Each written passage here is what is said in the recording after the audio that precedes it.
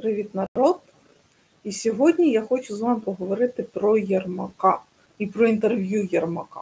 Замість прев'ю я хочу сказати, що інтерв'ю загалом-то хороше, стилістично хороше, навіть виконавчо хороше, тобто там журналіст має слово, це аж страшно сказати в наших умовах. Тобто Єрмак відповідає, я не скажу, що грамотно, чого взагалі ця влада тримається, тому що у нас взагалі аналіз як такий, я маю на увазі ґрунтовний аналіз, а не той, що аналіз типу краща аналітика українського Ютубу, знаєте, і чого мене також плющить. Немає там не те, що кращої, навіть аналітики як такої, але тим не менше ми говоримо оці всі. Це навіть не гасла, радше, я навіть не знаю, самопрезентації. Вони взагалі-то не мають жодного стосунку до ґрунтовного аналізу. І будь-яка людина, яка вміє думати, вона це бачить взагалі-то. А частині людей, вони наскільки розвинені, скажімо так, що їм навіть в голову не спадає на думку, що бачать люди їхню некомпетентність. І така сама справа з Єрмаком. Попри те, що стилістично і навіть подекуди граматично інтерв'ю подається, в принципі, нормально, в принципі, тобто немає великих зауважень. Я ж кажу, там навіть журналіст має слово, вау. Тим не менше, оце все вау, оце воно взагалі нікуди не годиться. Тому що, окрім зовнішньої мішури, знаєте, картинки, просто набору слів, який часто в нас використовується, у нас є ще сенси. А з сенсами там великі проблеми, і того я роблю оцей критичний аналіз. Добре, давайте я запущу паралельний потік. Мої повноваження закінчуються там, де закінчується доручення президента. Дуже цього б хотілося. Але, ще раз, ми реалісти.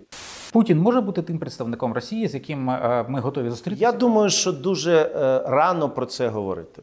Наші санкції проти Лукойлу – це жодним чином ніякий там інструмент щодо чогось проти Угорщини. Так, щоб не було інших тлумачень української перемоги. Бо що таке перемога? Всім привіт! Сьогодні європейська... Зараз. Подивилася заставку, тобто це також один, так би мовити, режисерський прийом. Єдине що, коли ви часто використовуєте один той самий режисерський прийом, тут, до речі, «Європейську правду» я можу похвалити за те, що вона, як це сказати, вона так переказала оцими коротенькими фразами все інтерв'ю, що я подекуди виключаю, знаєте, після оцих прев'ю взагалі-то відео. Я відразу кажу, тому що взагалі-то оцей набір вирізок, він має зацікавити глядача, розумієте, а не пояснити глядачу все, що він побачить в наступну годину відео. Тобто люди, які роблять цю нарізку, вони подекуди самі не розуміють, навіщо вони їх роблять. Але загалом, то в принципі, режисерська робота в межах норми. Немає нічого проти. Тож дивимося інтерв'ю, слухаємо журналіста, слухаємо, так би мовити, нашого головного хворого наразі. В дуже незвичному для себе приміщенні у Офісі Президента України. І, власне, ми будемо говорити зараз із керівником Офісу Андрієм Єрмаком. Ми будемо говорити про зовнішню політику. Насправді, до Андрія Борисовича є багато питань і по внутрішній політиці, але «Європейська правда» опікується нашим шляхом до ЄС і НАТО. Сподіваюся, що ви ближчим часом дасте інтерв'ю також українським політичним медіа, наприклад, «Українській правді». Принаймні. Зараз, давайте я зупиню. Це також одна з причин того, чому я роблю це відео, тому що, хто такий Андрій Єрмак? Почнімо з цього. Хто він такий? Журналіст до нього прийшов в Офіс Президента Його якогось дідька туди покликали. Я розумію, що в Андрія Єрмака енна кількість повноважень і енна кількість влади в цій країні. Але показувати оце все, ну, знаєте, це, ну, як би це вам сказати, політики за таке голову відривають взагалі-то. І Андрій Єрмака сильно рятує те, що він в політичному полі, а навколо нього немає жодного реального політика. От тільки це рятує шкуру Андрія Єрмака. Тому що будь-який нормальний політик уже за одне оце, за перші хвилини оцього чудового інтерв'ю, який, в принципі, нормально, грамотно, режисерськи зроблений, тим не менше за оце інтерв'ю можна Андрію Єрмаку голову відірвати в бісу. Просто нема кому. От єдина трагедія Андрія Борисовича. Нема кому голову відірвати. Але добре, ми дивимося далі. Не сподіваюся, але зараз ми зачепимо усі зовнішньополітичні питання. Лишайтеся з нами. Андрій Борисович, давайте спочатку почнемо з того, що звіримо годинники. Як ви думаєте, чому я до вас прийшов говорити про зовнішню політику? Ну, по-перше, Зараз, да. О, ну це Совєтський Союз. Знаєте, оце, попри те, що, я ж кажу, грамотна режисерська робота, журналіст прийнятний, Андрій Єрмак говорить словами через рот і навіть не путається, тим не менше, оце все віддає сильним нафталіном Радянського Союзу. Знову ж таки, я ще раз питаю, хто такий Андрій Єрмак? І що він робить в зовнішній політиці? Просто поясніть мені, що він там забув. Це взагалі не його компетентність. І толерувати Андрія Борисовича, його втручання в зовнішньополітичні справи, це взагалі з точки зору уже навіть журналістської етики, це повний абзац, якщо чесно. Я не маю нічого проти журналіста, я просто знаю, що не він один такий, по-хорошому вам сказати. Чимало людей звертаються до Андрія Борисовича на ви по батечки пошепки, да?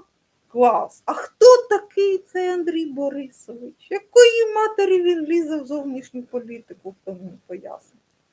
Я ж кажу, немає політики. Точніше, немає політика в українській політиці. В чому заключається трагедія Андрія Єрмака. Добре. Доброго дня, Сергію. Ну, мені здається, що ви бачите, що багато подій, які останнім часом відбуваються, вони безпосередньо пов'язані з президентом України і, відповідно, з Офісом президента. Я думаю, з цим пов'язаний ваш інтерес до сьогоднішньої розмови. Це так, але також... Зараз не вгадав. Да? Бачите, як він не відповів на питання журналіста. Чого я кажу, запам'ятовуйте питання журналіста. Журналіст його спитав, а що ви, Андрій, по батюшки, робите у зовнішній політиці? І він починає йому відповідати, що ну, це пов'язано з президентом. Я розумію, що Володимир Зеленський в даному випадку це ширма для Єрмака. Оце просто ходяча ширмана ножка. Не розуміти цього Володимиру Зеленському означає власними руками підписувати собі смертний вирок. 1000 разів. Але в даному випадку це смертний вирок політичний. Ну, тому що немає офіційних повноважень у Андрія Єрмака лізти у зовнішню політику. Значить, іде він к такої-то матері. Просто-напросто. Ні, ми з ним возимося, як з писаною торбою. І він далі тут буде ще багато раз не відповідати на поставлене питання. Да. А ми у цьому всьому аплодуємо. Да. І частина української журналістики також. Я не маю сумніву, що ви знаєте, що у суспільстві є запитання. А чому зовнішньою політикою так багато займається керівник Офісу президента, а не, припустимо, міністр закордонних справ? Давайте я вам скажу так, що на відміну від нашої країни, в багатьох країнах, наприклад, Сполучених Штатах і інших, дуже багато питань, які делеговані президентами до радників з питань національної безпеки, до радників з питань щодо зовнішньої політики, В нас традиційно не дуже такий формат був використаний, і тому сьогодні багато таких функцій. Зараз. По-перше, ви бачите, що він не відразу завівся, так би мовити. Знову ж таки, немає в нього компетентності як такої, плюс він не може обґрунтувати. Людина з більш сильним аналітичним мисленням, вона просто б сказала, що в Україні слабка державна система. Цього Андрій Єрмак не може сказати, що в Україні слабка державна система, робиться фіг знає що, немає, так би мовити, функції контролю за владою, а навіщо нам потрібно особливо під час війни, да? Оця вся функція ваша контролю за владою, да? Тим не менш, він починає ялозити. І зараз ми його дослухаємо. Вони виконуються апаратом, Офісом Президента України. Я думаю, ніхто не буде сперечатися, що головним дипломатом країни є саме президент Володимир Зеленський. Я нагадую, що вони обоє юристи. От що Андрій Єрмак юрист, що Володимир Зеленський наш, прости господи, юрист. Розумієте? Люди, я історик. Серед нас, істориків, також бувають кадри. Але я такої чехарди і такої некомпетентності, як у юридичному колі, я не бачила. Мені скоро, коли будуть казати, що людина юрист, я його відразу буду слати куди подалі. От відразу.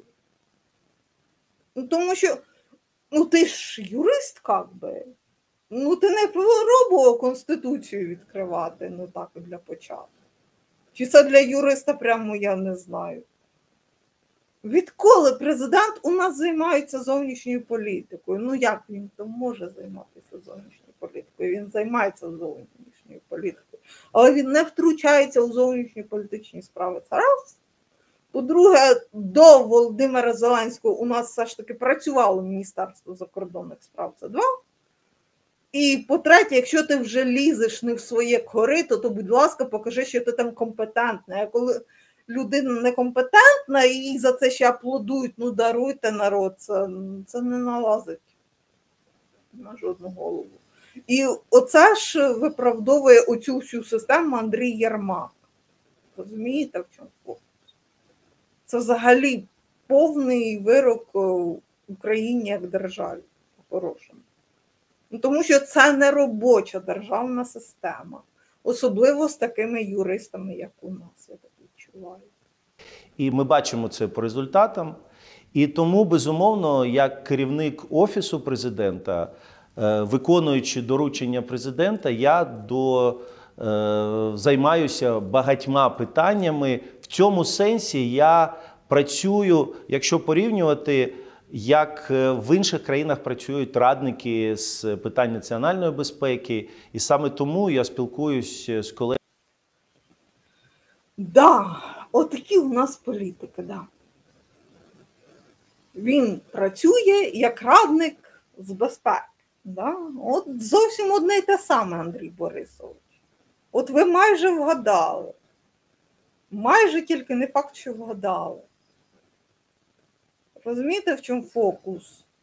Він навіть не може обґрунтувати, на якому щаблі конкретному він знаходиться. Він розуміє, що те, що він робить фактично позазаконні методи, рішення. Взагалі-то будь-який політик, реальний політик, а не той, хто буде вам лялякати, що він політик, і державник, та інший профан. Я маю на увазі той політик, який розуміє гру, як таку, він оце все анулює швидко. Тому що все, що робить по-хорошому Андрій Єрмак із Зеленським на пару, по-хорошому воно все незаконно. Від першої букви до останньої. І це все анулюється отак от. Даруйте, пальці мокрі. Розумієте? Це все швидко анулюється. Запросто. Це все виноситься в одні ворота повним паком. А тут він нам розказує казку для другого класу. А наш другий клас аплодує. з колегами зі Сполученими Штатами, наприклад, з Джейком Саліваном, з Єнсом Пльотнером з Німеччини і з багатьма іншими. Можливо, існує сенс навіть внести зміни в законодавство України тоді? Це, я думаю, що питання не до мене, це не мої повноваження змінювати законодавство. Да, ну, це рівень журналістики, народ. І це ж європейська правда не одна така. Я таку чудову думку слухала і не раз.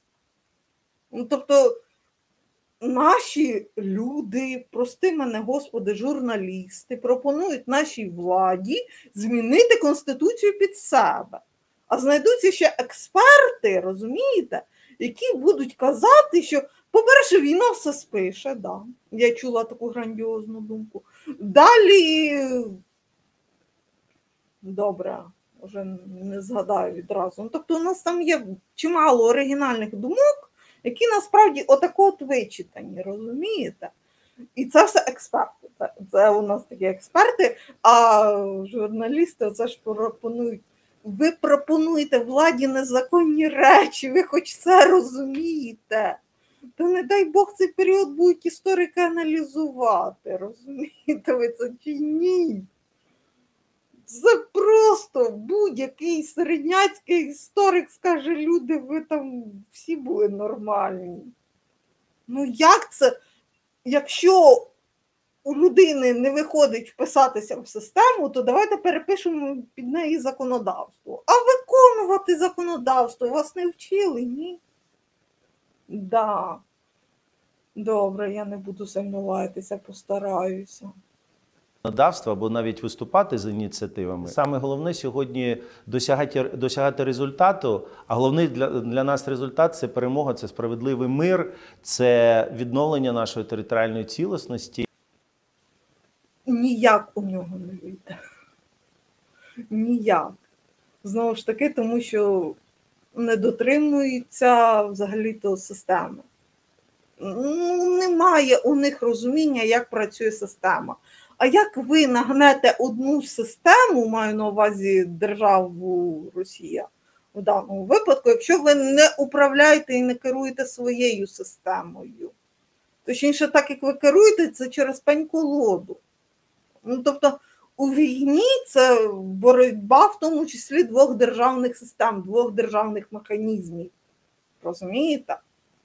І поставити ціль, а ми досягнемо миру. Як ви досягнете миру, ви третій рік не можете план народити? Як ви досягнете? Ну, мені байки розповідати не треба, я бачу, що там нуль, там порожні голови. І навіть в Андрія Єрмака, який гіпотетично, практично самий розумний серед тих всіх баранів, розумієте, включаючи Володимира Зеленського. Да. Гарантії безпеки щодо майбутніх якихось нападів, агресії і так далі, повернення наших людей. Я думаю, що сьогодні є більш важливе питання. Ми обов'язково зупинимося на питанні справедливого миру. Це дійсно дуже важливий блок, але щоб завершити із розподілом повноважень. А можете описати, що ваше, а що міністра Кулеби? Ну, по-перше, я хотів би сказати, що у нас дуже гарні відносини і з Дмитром Кулебою, з міністром, і взагалі з... Да, простіше кажучи, прогнулися всі під Єрмака. Якщо чесно. Тому що коли починаються ці всі преамбули, ой, а у нас хороші відносини, люди, розумієте, медійне поле, як і політичне поле, це перш за все робота. Нікому ваші особисті стосунки взагалі-то не цікаві. Маю на увазі глядачам і громадянам України. Розумієте? Оце, ой, а у нас хороші стосунки. Але з того, що я бачу, що Кулеба прогнувся під Єрмака, якщо чесно. І бігає в нього як остання, прости мене, Господи, людина. І тому я Кулебу взагалі не ставлю, так би мовити, навіть в задачу. Тому що всім глибоко начхати, що думає Кулеба. Навіть я це знаю. І тому Андрій Єрмак, він, звісно, хоче надати офіціозу у цій всій історії. Єдине що не треба на неї ввестися. Просто-напросто. Не треба, тому що вам маніпулює далеко не саме розумна людина. Ми про це ще поговоримо. МЗС. Ви знаєте, сьогодні треба не забувати, що проти нас працює машина, військова машина країни-агресора Росії. В кожній країні, особливо в країнах так званого Global South, вони мають дуже великі групи людей, які працюють як агенти впливу. Це і медіа, це і спілкування з елітами регіональними і так далі. І тому сьогодні от така традиційна дипломатія, вона, на жаль, має межі свої. А нам сьогодні треба досягати Щоб я не лаялася з приводу дипломатії, вони не розуміють, як працює дипломатія. Розумієте, в чому фокус? У нас нормальна кількість, так би мовити, чиновників на дипломатичному рівні. Взагалі-то пострадянські країни, вони якраз тим і славляться, що у нас забагато чиновників на всякому різному рівні. От їх забагато. Але в дипломатичному полі оця перевантаженість, так би мовити, зайвими людьми, вона може бути навіть і корисною. Ну, якщо ви грамотно розставите оцю всю араву людей. Ну, хороший міністр закордонних справ має цим займатися. Він також має виступати регулятором. Знаєте, оцих всіх відносин. Він сам по собі може нічого і не вирішувати в міжнародній політиці, так розумієте, базові, так би мовити, основи, але він регулятор. Він має слідкувати за тим, щоб кожне посольство України в кожній країні працювало нормально. Ну, тобто, коли треба там запроси,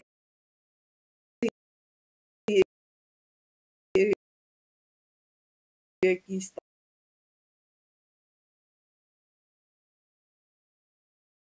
Вона, ну, тобто,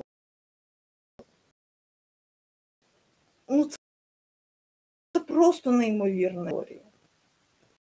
Він не має права втручатися в міжнародну політику. Сьогодні треба досягати результати, не маючи цих меж. І тому ми працюємо. Сьогодні треба досягати результати, не маючи цих меж. І тому ми працюємо всі як команда президента. І я не бачу проблем щодо розмежування цих повноважень. Але ще раз хотів би повторитися. Нема протиріч, тому що головний дипломат країни – це є президент України. Ви кажете, ви не втручаєтеся в повноваження МЗС. Так, а де межа? Мої повноваження закінчуються там, де закінчується доручення президента. А вони бувають дуже різні. А вони бувають різні, але... Знову Єрмак прикривається Зеленським. Він каже, що це не я порушую, так би мовити, оці всі ваші правила. Це не я плюю на все.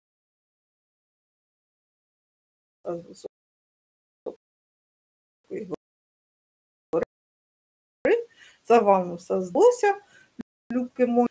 Насправді, знову ж таки, це насправді я знаю, що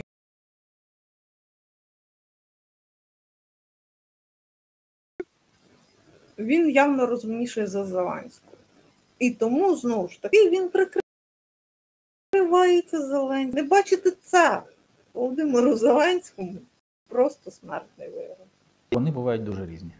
А вони бувають різні, але ще раз, коли президент є головним дипломатом, він чітко розуміє, як...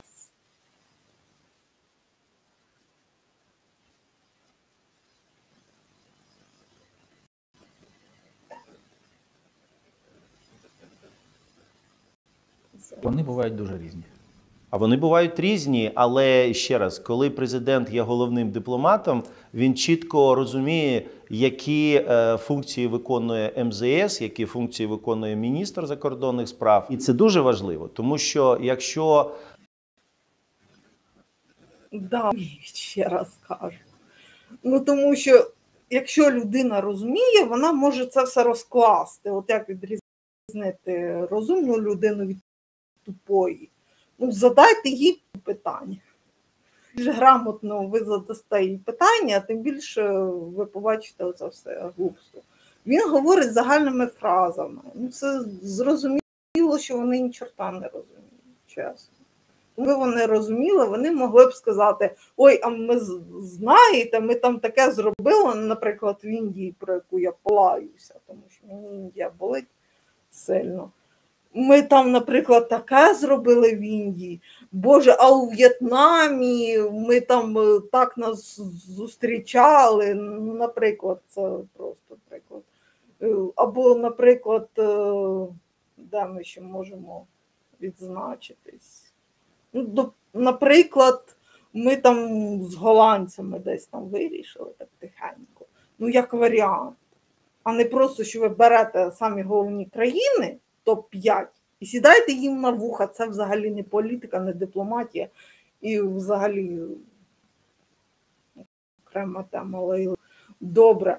А він оце ж говоральними фразами, і він пропонує, щоб я йому повірила на слово. Та не діждешся, Андрій Єрмак. Міністр закордонних справ. І це дуже важливо, тому що якщо ви бачили, слідкували за останнім візитом президента до Сполучених Штатів, частиною, дуже успішною частиною, дуже потужною була не тільки його перебування в Вашингтоні, а й, наприклад, в штаті Юта, де він мав зустріч, в тому числі з багатьма губернаторами, і одним з яких вчора був представлений як кандидат на посаду віце-президента, кандидата Камали Харріс. Ну, раз ми вже перейшли до питання Да. Зараз. Система трішки блисає. Те, що я казала, що народ просто взяв топ-5 країн і сів на вуха. Ну, це взагалі не розуміння дипломатії як такої предмету. Да. А Андрій Єрмак цим ще хизується. Ну, хто він після цього? Він розумний, я сумніваюсь. Йому в політиці робити немає що по-хорошому. Але у нас сильний негативний відбір, як такий. Одна з причин, чому я роблю це відео. Тому що у нас негативний відбір. У нас чим глупіше, тим розумніше. Ну, типу розумніше. Нічого, що коли отаке дорветься до влади, він може, як Володимир Зеленський, навіть не могти відповісти на питання. В кращому випадку, як Андрій Єрмак, він може навіть пропетлять. Розумієте? Честі це йому не зробить, але тим не менше. Це вкрай погана, так би мовити, якість наша зараз українська політична. І західні країни нам про це не скажуть, західні країни будуть тримати дипломатичний ракурс, але ж ми також маємо, ну, і їм сигналізувати в тому числі, що ми розуміємо, що у нас проблеми. Що нам не треба Х'юстон, ми і самі розуміємо, де у нас проблеми. І тоді на нас буде дивитися трішки краще, а не так. До питання Сполучених Штатів, то логічно спитати, а ви спілкуєтеся також із штабом кандидата Дональда Трампа?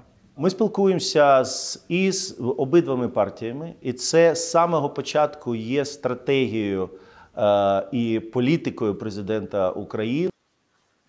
Навіть я знаю, що брехня, розумієте? Оце все навішування на вентилятор почалося. Да, грамотно поставлені речення, да.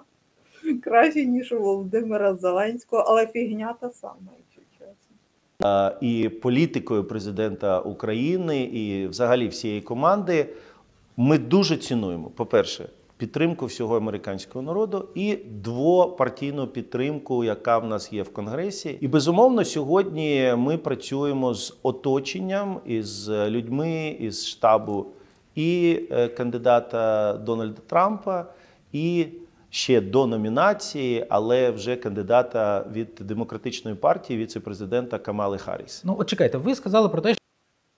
Зараз, одну хвилинку.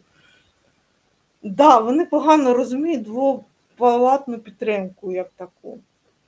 Ну, тобто, не можна взагалі-то по-хорошому, якщо ви знаєтеся на зовнішньополітичній грі, то ви не можете говорити з кандидатом у президенти. Ну як, сигналізувати тихенько щось ви там не можете. Але напряму, в лоб, будучи офіційними особами, це робити не можна, тому що у нас є діючий президент Джо Байден. От уявіть собі таку ситуацію. Давайте візьмемо Володимира Зеленського для прикладу, можливо, до нього дійде все ж таки колись. Уявіть собі, у нас є президент Зеленський, да? Вибори ми ще не оголосили. Да. У нас є декілька кандидатів на пост президента України. Чого Володимир Зеленський оце їх моніторить постійно? Да. Боїться! Да, правильно, боїться. А нехай уявить ситуацію, коли ще виборів як таких нема, офіційно не оголошено. Так би мовити, кампанія ще офіційно не почалася, ну, США там дещо цікавіша система, ну, тобто там партії вирішують, у партії є там свої, так би мовити, як би це сказати, ну, ці всі виступи, ну, тобто кандидати виступають, дебатують, ну, тобто партії там всередині вирішують, і там іде серйозний рознос. Так би мовити, в українській політиці це все виглядало куди цікавіше, тому що у нас би почалася виборча кампанія, у нас би люди стали говорити всіляке різне. Це при тому, що вони говорили б тільки своє, тільки ну, без діалогу, знаєте, у нас взагалі діалог останнім часом сильно просів. Тож, вони будуть говорити без діалогу, а США, щоб було більш зрозуміло Андрію Єрмаку і Володимиру Зеленському, будуть, так би мовити, шукати контакти з кандидатами на пост президента України. Як вам такі розклади? Так зрозуміло, що відчуває зараз Джо Байден чи ні? Ви що взагалі робите? Політики ви мої, прости мене, Господи. Ну, ви поводитеся як слон в посудній лавці, знаєте? От точно така сама компетентність, точно таке саме розуміння ситуації. Це на голову не налазить, якщо чесно. Знайомі із кандидатом у віце-президенти від демократів, щойно оголошеним, а із Джей Ді Венсом. Ви знайомі? Ні, ми з ним не знайомі. Але ви знаєте, що і президент почав працювати, коли президент Трамп був на своїй посаді. І ви знаєте, що останнім часом відбулася телефонна розмова, між іншим вона була дуже гарна, вона була дуже така тепла, я би сказав. І президент, безумовно, головними тезами це було висловлювання підтримки після нападу на нього. Та це кошмар. Це просто кошмар. По-перше, мова йде про Джей Ді Венса. Це раз. І хто з ним провів таку шикарну, так би мовити, розмову, таку потужну? Хто, Володимир Зеленський? Я правильно розумію, що у нас люди взагалі ні чорта не розуміють? Ну як? Один президент, я розумію, що там пародія на президента. Другий, так би мовити, перший помічник кандидата в президенти, скажімо так.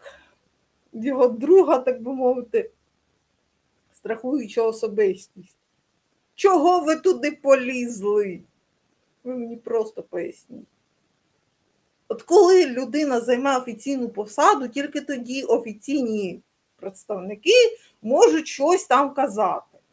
Ви, звісно, можете передати їм вітання там, через розвідку, контррозвідку, там, таємними каналами. Але ви не маєте це проговорювати, розумієте, якщо ви політики хоч трішки. Ну, тому що у політиці, як і в дипломатії, існує ряд протоколів.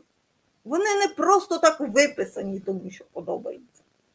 Ці протоколи також, так би мовити, створені, тому що ну, вже роки дипломатії, дипломатичного спілкування це також довели. Да.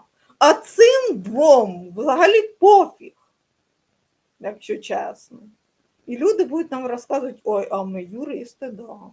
Ну, тобто юристи, які навіть Конституцію не відкривали. Да? Класні юристи, класні спеціалісти.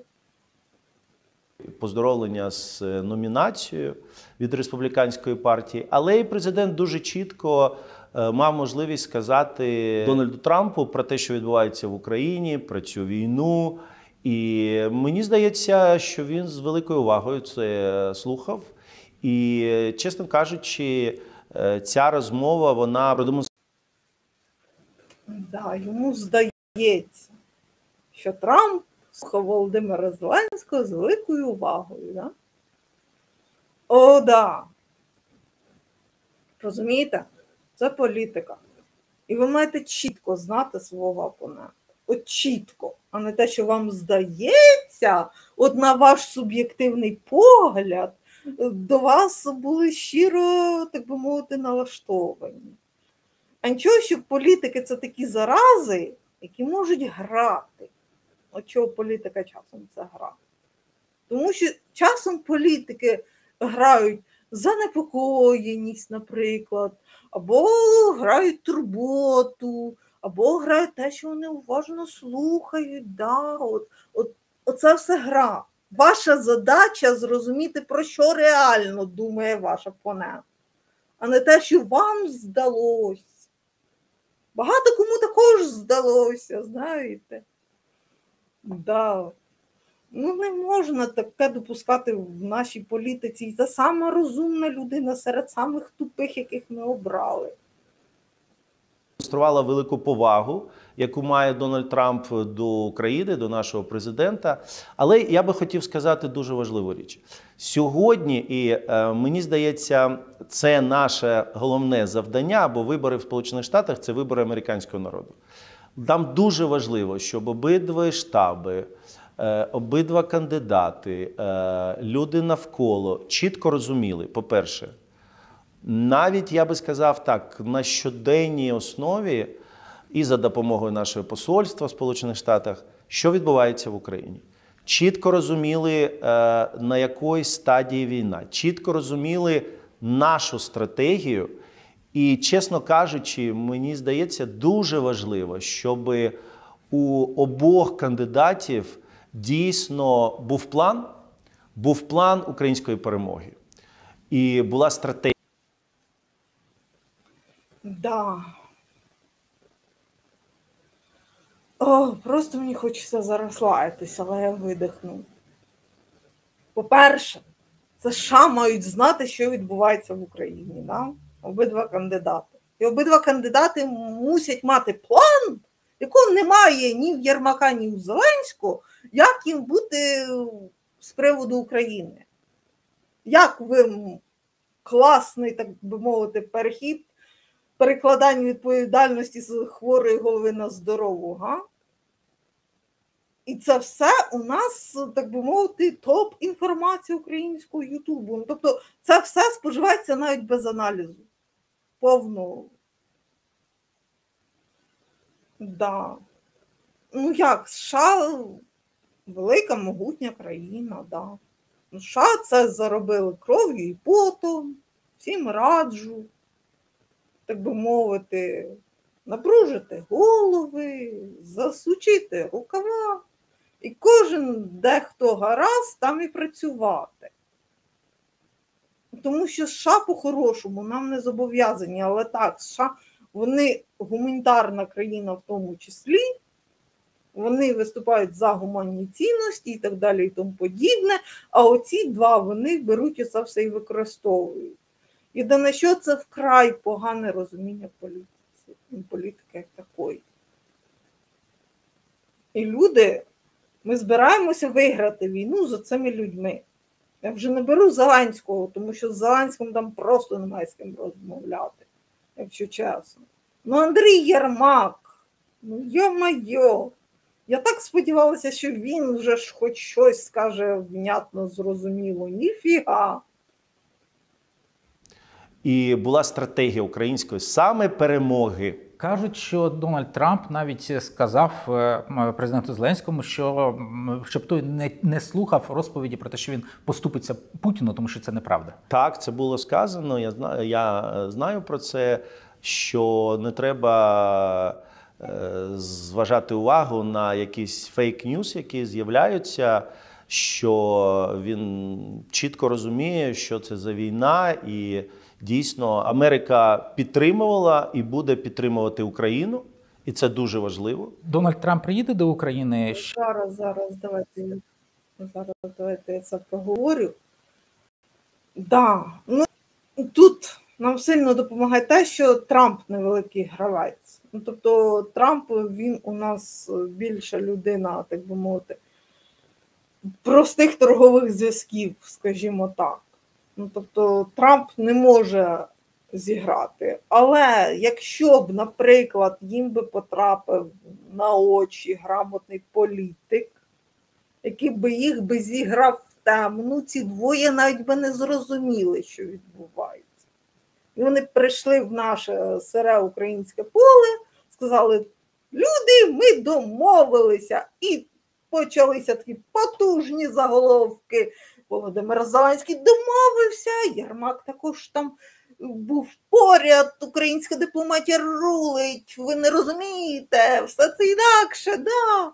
А якщо це все брехня виявиться буквально через місяць-два, куди підуть оці всі ваші потужні заголовки, ви мені поясніть. Ну, тобто Трамп добре, він все ж таки заяць уже стріляний, він один раз був президентом, він їм чесно зізнався. Ну, знову ж таки, це нам сильно крупно пощастило. Тому що, не дай Боже, оцим двом попадається грамотний політик, їх просто перемели при тому заживо. Приїде до України ще під час виборів? Не знаю, і думаю, що це буде важко, але таке запрошення він має. Чи реалістично, що він тоді у разі своєї перемоги приїде до інавгурації після виборів? І те саме стосується також... Думаю, тут шансів більше до будь-якого кандидата, який переможе, тому що допомога Україні і підтримка України – це найбільш успішна інвестиція американська за останні роки. І ви знаєте, велика дійсно повага і стосунки з сьогоднішньою адміністрацією, особисті стосунки між президентом Байденом, президентом Зеленським. І що саме головне, дуже великий і високий рівень підтримки саме американського народу. Ми це відчули. Зараз, да, вибачте мене також. Як звучало питання? А ну, в кого є пам'ять добра?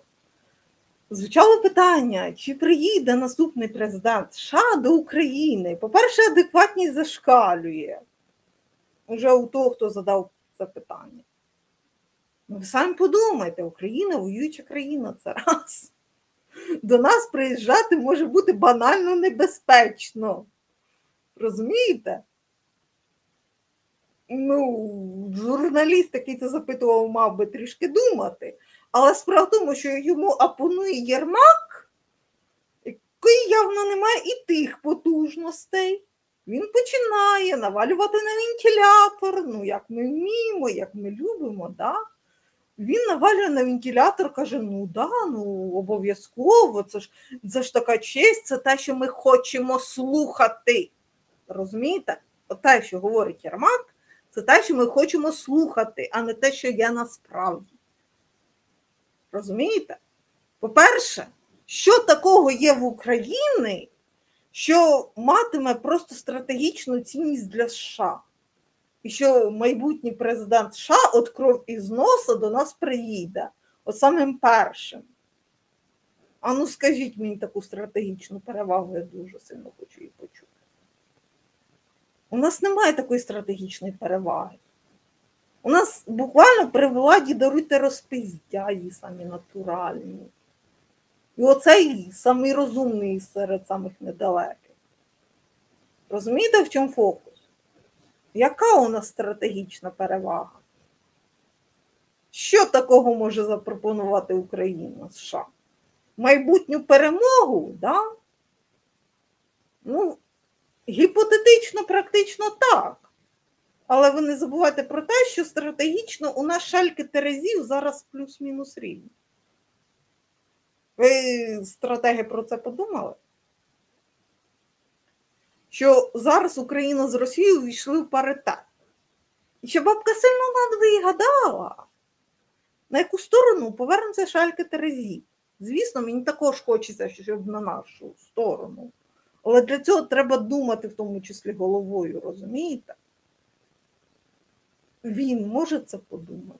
Ні, він розказує те, що люди хочуть чути.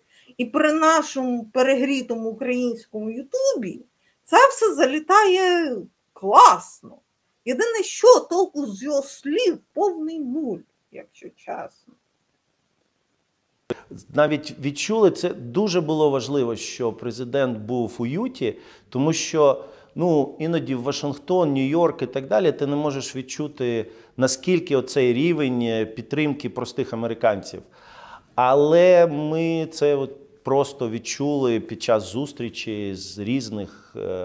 Дуже цікава була і дуже важлива поїздка. Не можу не спитати те, що дійсно турбує тих, хто слідкує за Сполученими Штатами Америки. Є віце-президент або кандидат у віце-президенти Тім Вольс, який, скажімо так, розуміє, що Україна має перемогти, каже про це публічно, підтримує нас. І є кандидат у віце-президенти Джей Ді Венс, який, м'яко кажучи, оперував не проукраїнськими тезами. Ми розуміємо, що це різні люди. Але нам треба працювати, нам треба змінювати цю позицію. І, чесно кажучи, останніми днями, те, що я бачив в медіа і так далі, навіть його риторика, вона змінюється. Безумовно... Джей Ді Венса. Да. І мені здається, що це вимагає дійсно такої потужної роботи. Бо я, чесно кажучи, не вірю, я не вірю в те, що може бути коли-небудь в історії Сполучених Штатів якийсь президент, який буде представляти або одну, або іншу партію, який би не розумів, що таке Росія. І який би на ідеологічному рівні не був налаштований щодо підтримки України. І тому я не бачу навіть можливості, але, безумовно, треба працювати. Те, як змінити... Треба працювати потужно. Там, в незалежності від того, яка буде партія, вона все одно буде на боці України. Мені в вашу наївність, люди. Тобто, по-перше, оце все накидування загальних фраз. Мене, чесно, вже задовбало на українському ютубі, чесно. Одна і та сама жувачка інформаційна. Жується і жується, жується і жується. Ви думаєте, він розуміє про те, як там співпрацюють поміж собою, так би мовити, помічники кандидатів у президенти? Та ні. Знову ж таки, людина, яка розуміє, вона або сказала б коротко, що там, так, ми маємо деякі складнощі, наприклад, з Джей Ді Венсом, наприклад, але ми, тим не менше, лишаємося просто на контакті. Тобто, для того, щоб ви показали, що ви контролюєте ситуацію, вам не треба її забазікувати. Тому що, коли ви починаєте забазікувати, ваш потенційний коефіцієнт в моїх очах, принаймні, падає отак от. З шаленою швидкістю. Не треба забазікувати загальними фразами. Скажіть коротко, так би мовити, знаходимося на контакті і створіть принаймні образ. Створіть принаймні образ, що на вас можна спертися. Тому що на оцього чувака, я коли його дивлюся, у мене складається враження, ви бачили, так би мовити, людей, які торгують на базарі. Оце, знаєте, уявіть в моїх руках запальничку, яка отак от крутиться, отак от періодично. От вона сильно личить Єрмаку. Тобто він просто людина якраз з цієї сфери діяльності, це при тому, що я не хочу, так би мовити, якось принизити цю сферу діяльності, тому що мені цінна ще індійська сторона. Тобто Я не хочу її якимось чином принизити, просто що є торговці, які, знаєте, як маленькі дипломати, ну, принаймні, раніше так було, да, раніше так торгували. То зараз це у нас наша отака торгівля, знаєте, вона дається про себе в знаки, тому що ми якось отак робимо дипломатію зі США. От, наприклад, напевно, тому Трамп називав Зеленського кращим торговцем. Зрозуміло, що Трамп, навіть будучи кандидатом в президенти і колишнім президентом США, не хотів образити Володимира Зеленського навіть з цієї позиції, хоча я розумію, що мова йшла насправді про Єрмака. Тому що явний торговець тут явно Єрмак. Розумієте? От він явний торговець, не Володимир Зеленський, ні. Тим не менше, Трамп, оцініть дипломатію Трампа, що навіть Трамп завуальовує свої вислови так, щоб не образити діючого президента України, хай яким він був би у нас тут особливо розвиненою людиною. А ми ці сигнали не читаємо. Тож далі. Ставлення і те, як змінилося відношення між Сполученими Штатами і Україною за останні 5 років, особливо за останні більше ніж вже 2 роки з початку повномасштабного вторгнення, ну це історична зміна. Ми сьогодні є дійсно партнерами. Сьогодні дійсно в нас дуже потужні, дуже відкриті, дуже такі, ну, союзницькі відносини.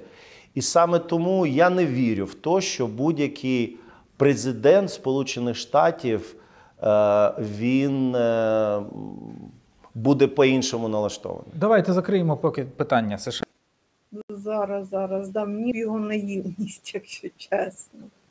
Ну, де гарантії, можна спитати. Немає ніяких гарантій. Але тим не менше, давайте повіримо у блакитних поні.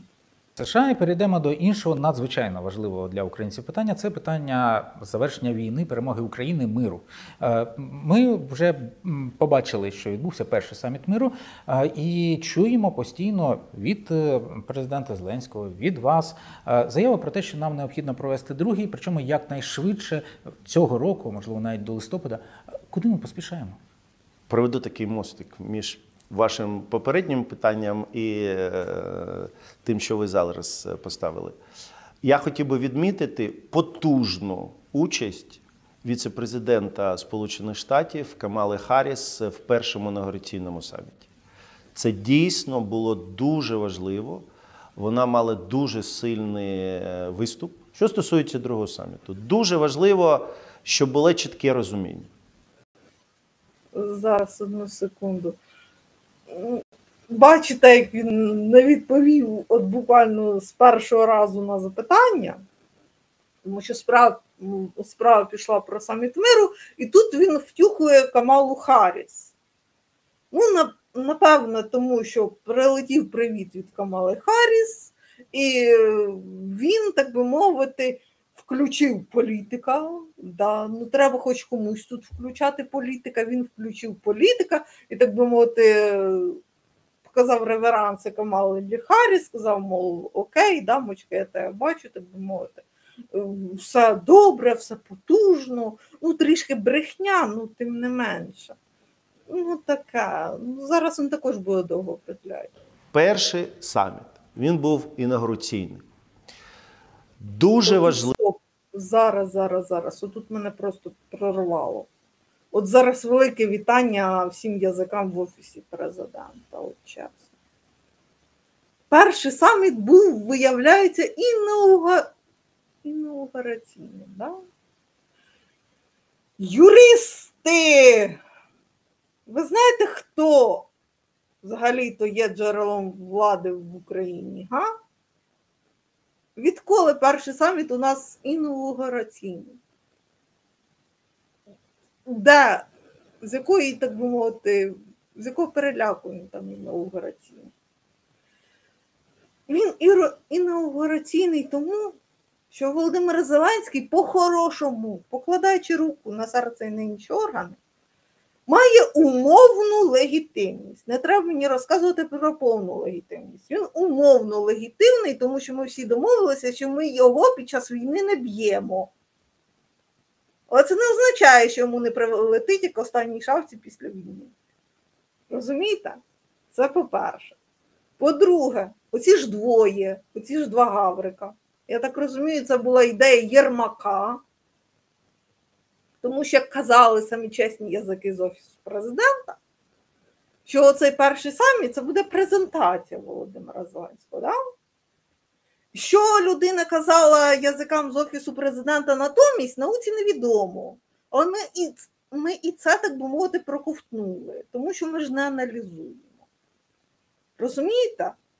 Ця людина вам в очі каже, що вона вас зіграла в темну, і їй за це нічого не буде.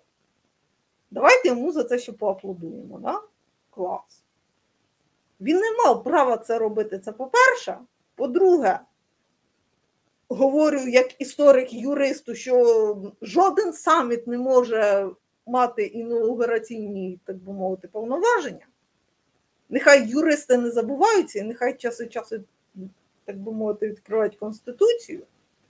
І третє, коли ви тащите, так би мовити, інформацію з Офісу Президента, то думайте тричі головою, що ви розказали натомість Офісу Президента. Мені дуже цікаво. Мені цікаво не те, що презентується, а те, про що ви мені не кажете, розумієте? Це вкрай цікава і вкрай кричуща ситуація. Тому що нас взули по-хорошому. Під великі овації, під велику потужність. Да, я вас всіх вітаю. Важливо, що на ньому було більше, ніж 100 країн міжнародних організацій. Переважно на рівні лідерів. Дуже важливо, що всі ці країни були єдині у всіх своїх виступах щодо української незалежності, територіальної цілісності. Ви можете сказати, що деякі країни не приєдналися до фінального комюніке. Ми були готові до цього. Ми знали позицію деяких країн. Ми продовжуємо працювати, і ви вже бачили, що вже там більше 10 країн вже приєдналися після саміту. Ця робота триває. Да, словом, ви знаєте мою думку з приводу саміту миру. Хто не знає, я розкажу, що вона вкрай погана. Я вважаю, що політики, вони домовляються тихенько поміж собою, і оця вся зовнішня мішура, 100 чи 150 країн взагалі не важливо. Переважно, йо-моє, на рівні перших представників. Тобто там навіть не всі парилися, розумієте? Не всім сильно горів, так би мовити, отой перший саміт миру, що сильно говорить про його реальну важливість. Розумієте, в чому фокус? І тепер, коли у нас не вдалося перша наша гра, давайте затіємо ще другу. Ну, про це нам зараз розкажуть. Що стосується другого саміту, президент завжди говорив і говорить, другий саміт може відбутися тільки тоді, коли буде готовий спільний план. Спільний план, що... Да, запам'ятайте. Запам'ятайте цю думку. Що другий саміт може відбутися тільки тоді, коли буде готовий спільний план.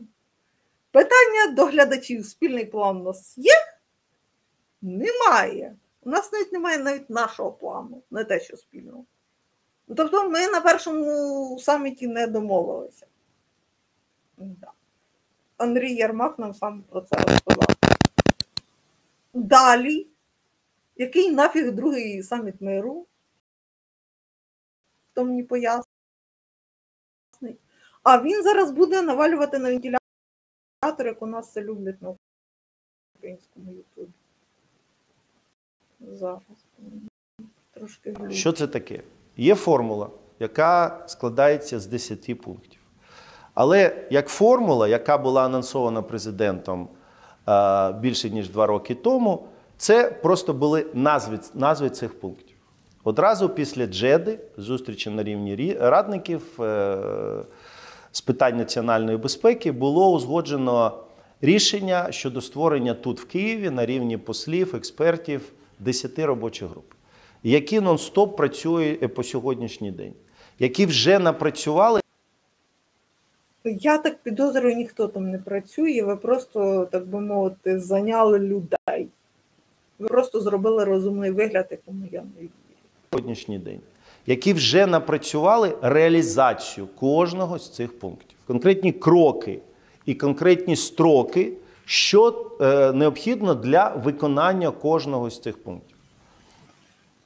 Зараз зверніть увагу на загальні речення. От коли вам починають навалювати загальними словами і загальними реченнями про потужність в тому числі, шліть нафіг відразу.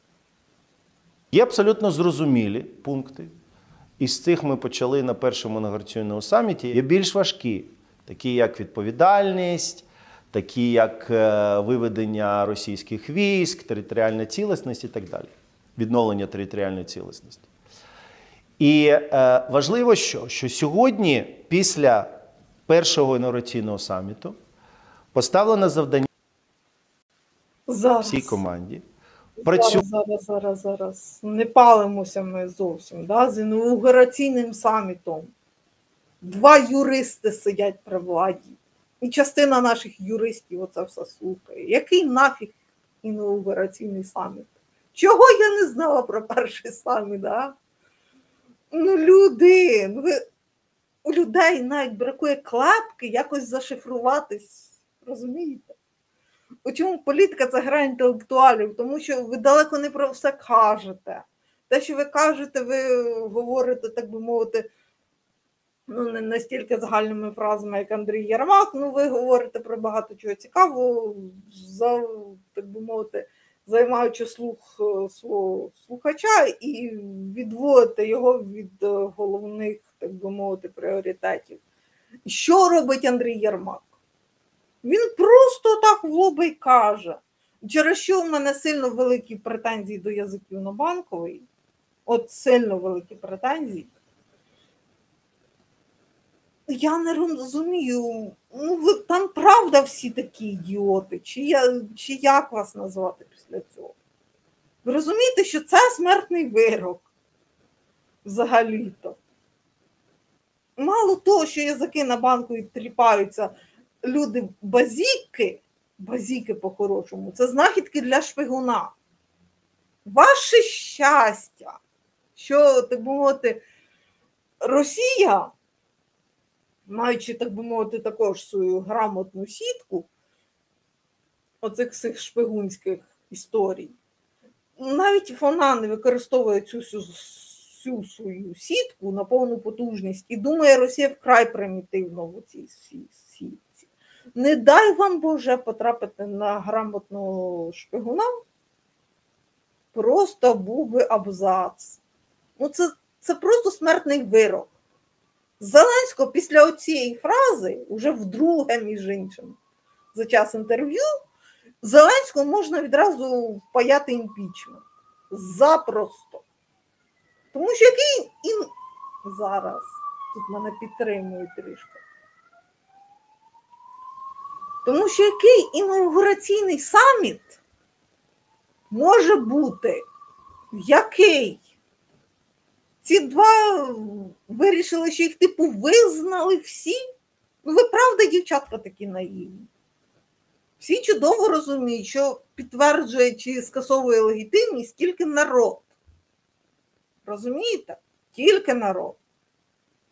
І те, що на вас вирішили отак от трішки дивитися крізь пальці, це ще не робить вас ні легітимними, ніякими там гарними, ні потужними, ні сонцесяйними, ніякими це вас не робить. Розумієте, в чому фокус? На вас просто домовилося дивитися крізь пальці. Я б взагалі цим би не хизувалася і готувалася б до імпічменту відразу по закінченню війни. Президентом, всій команді, працювати над організацією тематичних конференцій, які би зафіксували ці напрацювання робочих груп вже на більш високому рівні для того, щоб дійсно в кінці скласти цей спільний план. Ми не хочемо, щоб ця робота тривала там місяці. Ми хочемо зробити достатньо швидко, і тому сьогодні вже є напрацювання, і навіть я передбачаю, що в найближчим часом перші конференції почнуть відбуватися. Для того, щоб якнайбільш скоріше мати цей план. Так все-таки другий саміт буде цього року? Подивимось. Ну, просто ми чуємо заяву про те, що він має бути цього року. Ми хочемо, щоб це було, але є умови, без яких цей другий саміт не може відбутися. Президент декілька разів... Зараз, одну секунду, я розумію, що важлива інформація. Але, знову ж таки, де стратегічне планування? Тобто, ви навіть не знаєте, коли буде другий саміт миру, да? Політики, йо-майо. Вас для чого обирали, я не розумію. Андрія Єрмака взагалі не обирали. Тобто, вони роблять розумний вигляд, самі ні чорта не знають, і вам це продають як цукерочку. Все, що вам треба знати наразі. Разів сказав, що він зацікавлений, щоб він відбувся як можна скоріше. А є певні умови, над якими ми сьогодні працюємо. Як тільки ці умови будуть виконані, тоді ми можемо говорити вже про конкретний строк і про місце проведення цього другого саміту. Але я хочу сказати дуже важливу річ. Не треба ставитися до другого саміту, як, знаєте, там, чемпіонат світу. Зустрічі на рівні радників як відбірковий, потім перший саміт – це як полуфінал, а другий саміт – це фінал, і все кінець, і на ньому все там закінчиться і так далі. Дуже цього б хотілося. Але, ще раз, ми реалісти. Буде другий фінал? Ні, все буде залежати від того, скільки країн нам вдасться зробити так, щоб вони підтримали наш план. Потенціал ми вже побачили на першому саміті. По-друге, ми абсолютно...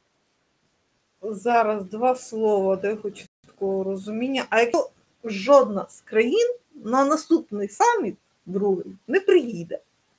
От вони зрозуміли по першому саміті, що ви ні чорта не зрозуміли. Чи назвали цей саміт інаугураційним? Звісно, аж 2 рази. Да. І то на другий саміт вони такі хитрі візьмуть і не прийдуть. В кращому випадку пришлють, так би мовити, кого-то, міністра закордонних справ, нехай прокатаються. А ці роблять розумний вигляд. Знову ж таки, у людини, яка є... У людини, в якої є стратегія, їй є про що поговорити. Їй треба розкласти цю стратегію для початку. Хоч би на першому етапі розказати, що так, ми хочемо перемогти, але для початку ми зариємося в землю. Наприклад. Для початку ми побудуємо фортифікації. Так би сказав би політик, який розуміє ситуацію. Що ми закупаємося в землю. Ми розуміємо, що у нас там дефіцит зброї.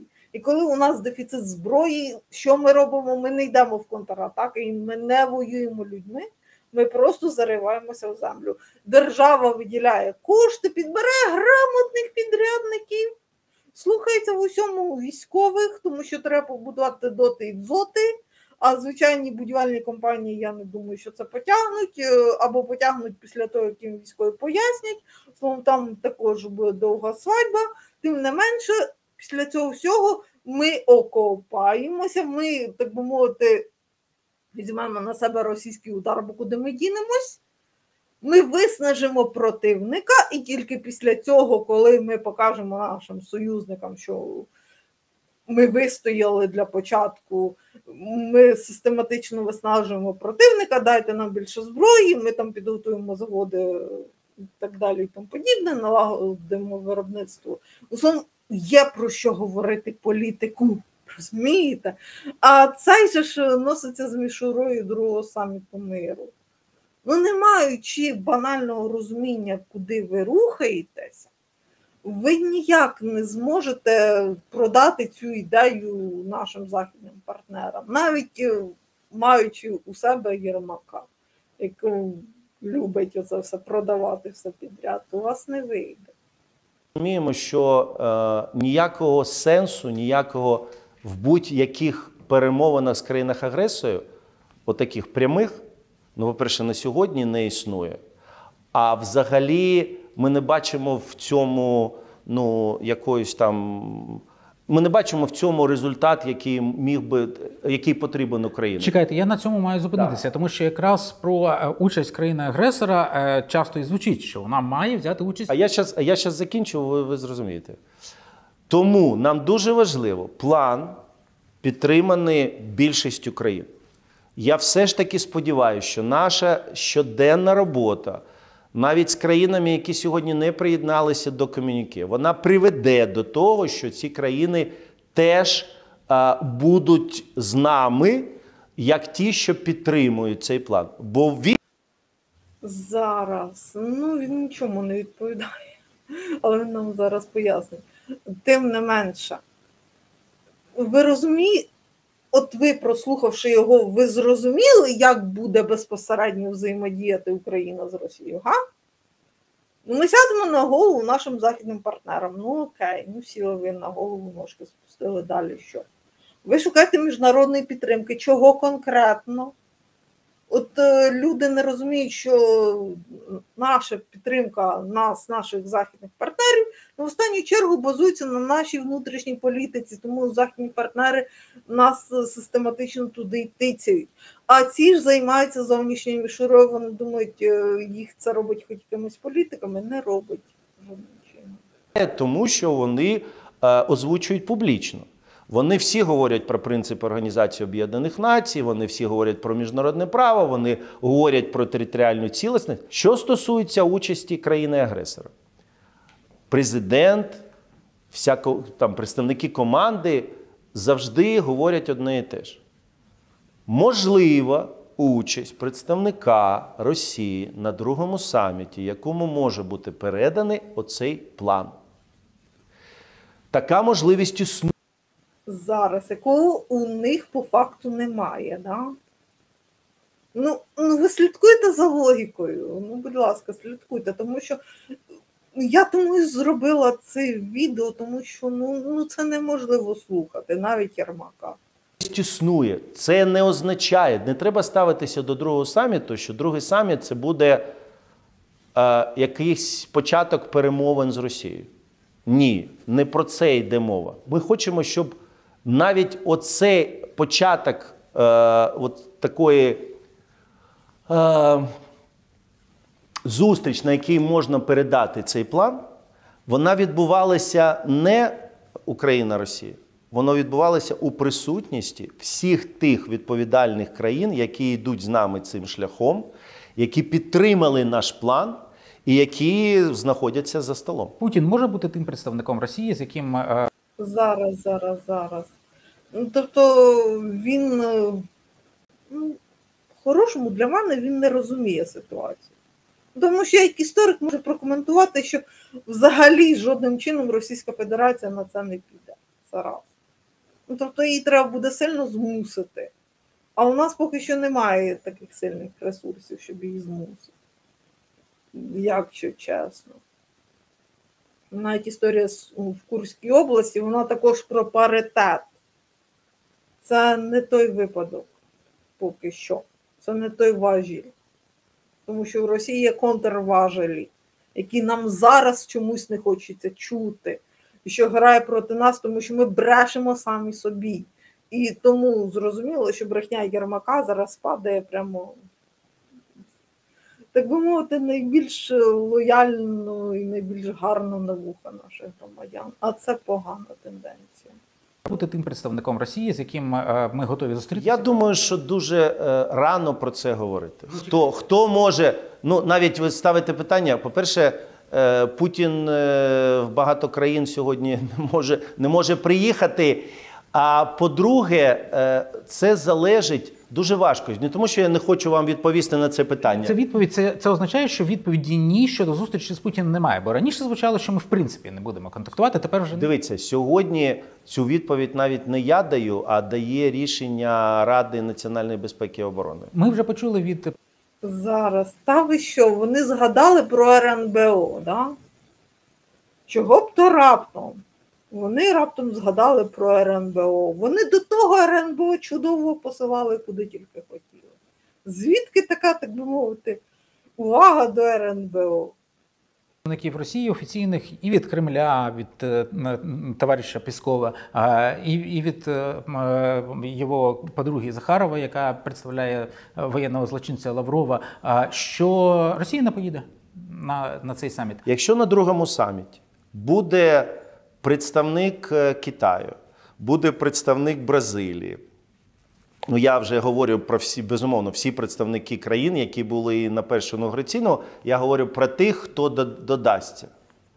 Як ви собі уявляєте, що, наприклад, як Росія зможе щось сказати, якщо навіть такі країни, вони будуть там присутні? Дуже просто, вона просто туди не приїде.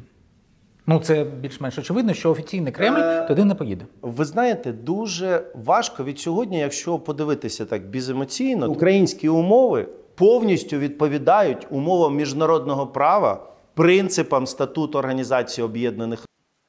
Отут, будь ласка, уважно, тому що тут, якщо ви слухали уважно, тобто діалог поміж журналістом, який трішки знає політику на землі, і він прямо каже, що Росія просто-напросто не приїде.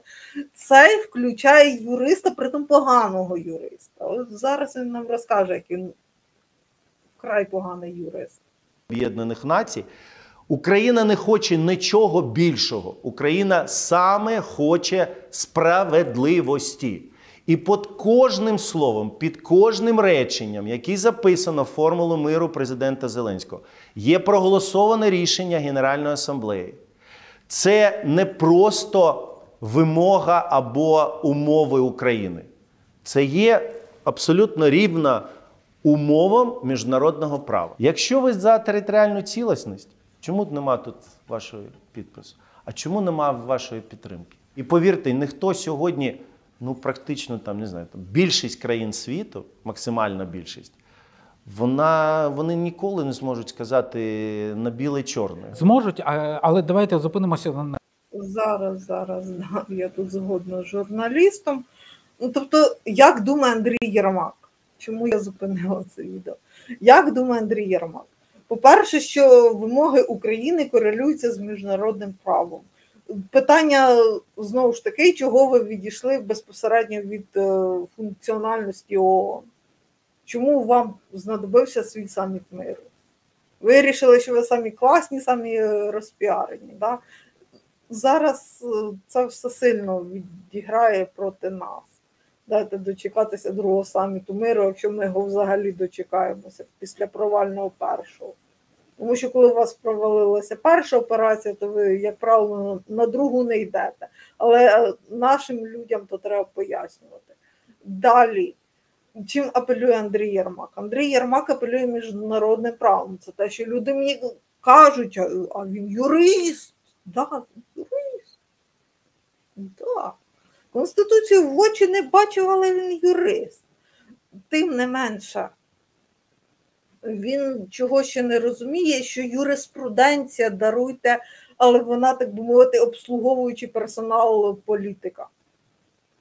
Ну, тобто, якщо ви раптом юрист, якщо ви раптом любите букву закону, я ж не маю нічого проти. Просто не лізьте в політику і все, моя вам порада. Тому що будь-який політик із вас зробить все те, що він захоче. Да.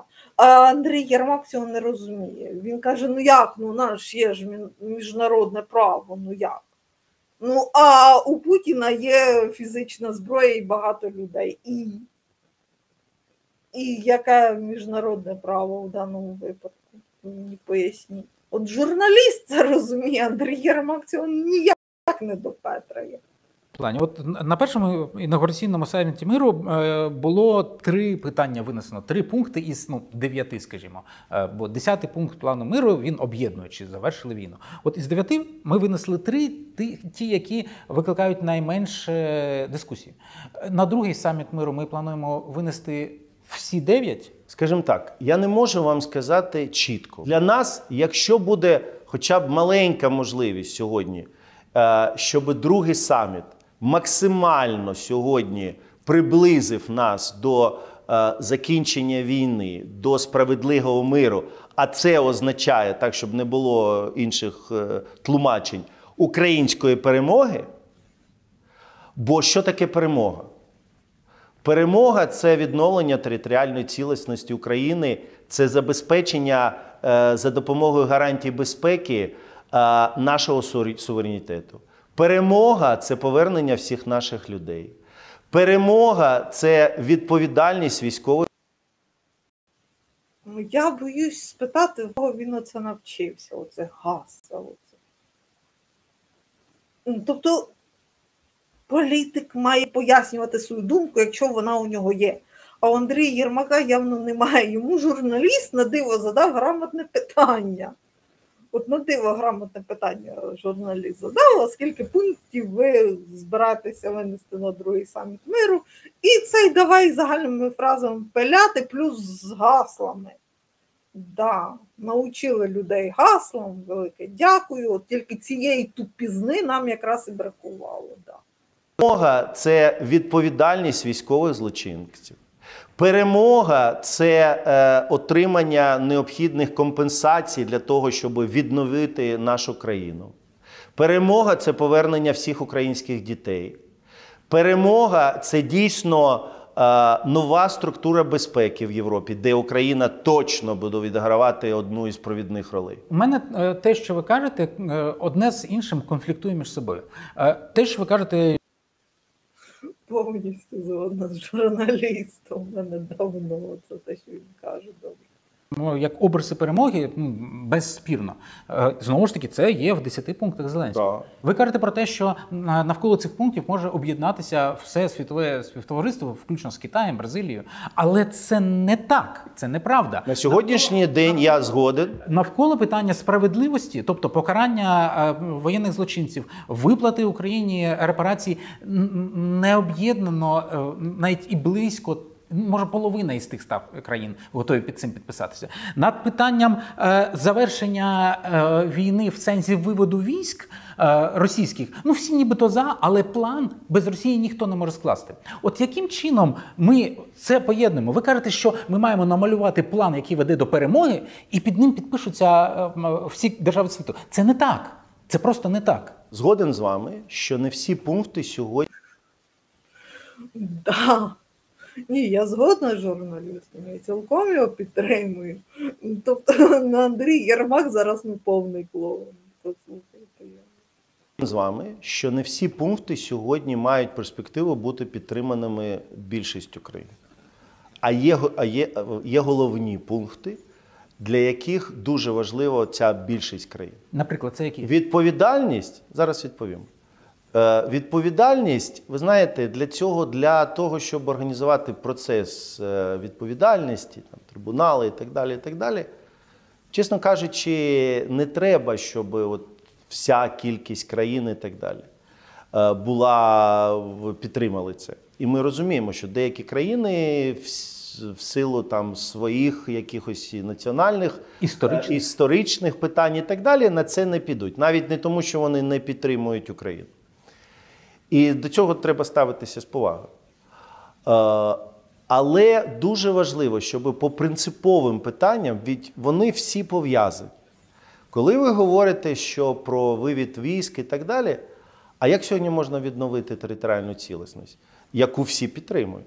Від західних, точніше навіть не так західних, а інших партнерів доводиться чути, що для того, щоб досягти компромісу, необхідно шукати компроміс, йти на поступки. Україна готова йти на поступки у втіленні цих 9-10 пунктів миру. Я вже багато разів про це говорив. При цьому президенті ніколи не буде Мінську. При цьому президенті ніколи не буде...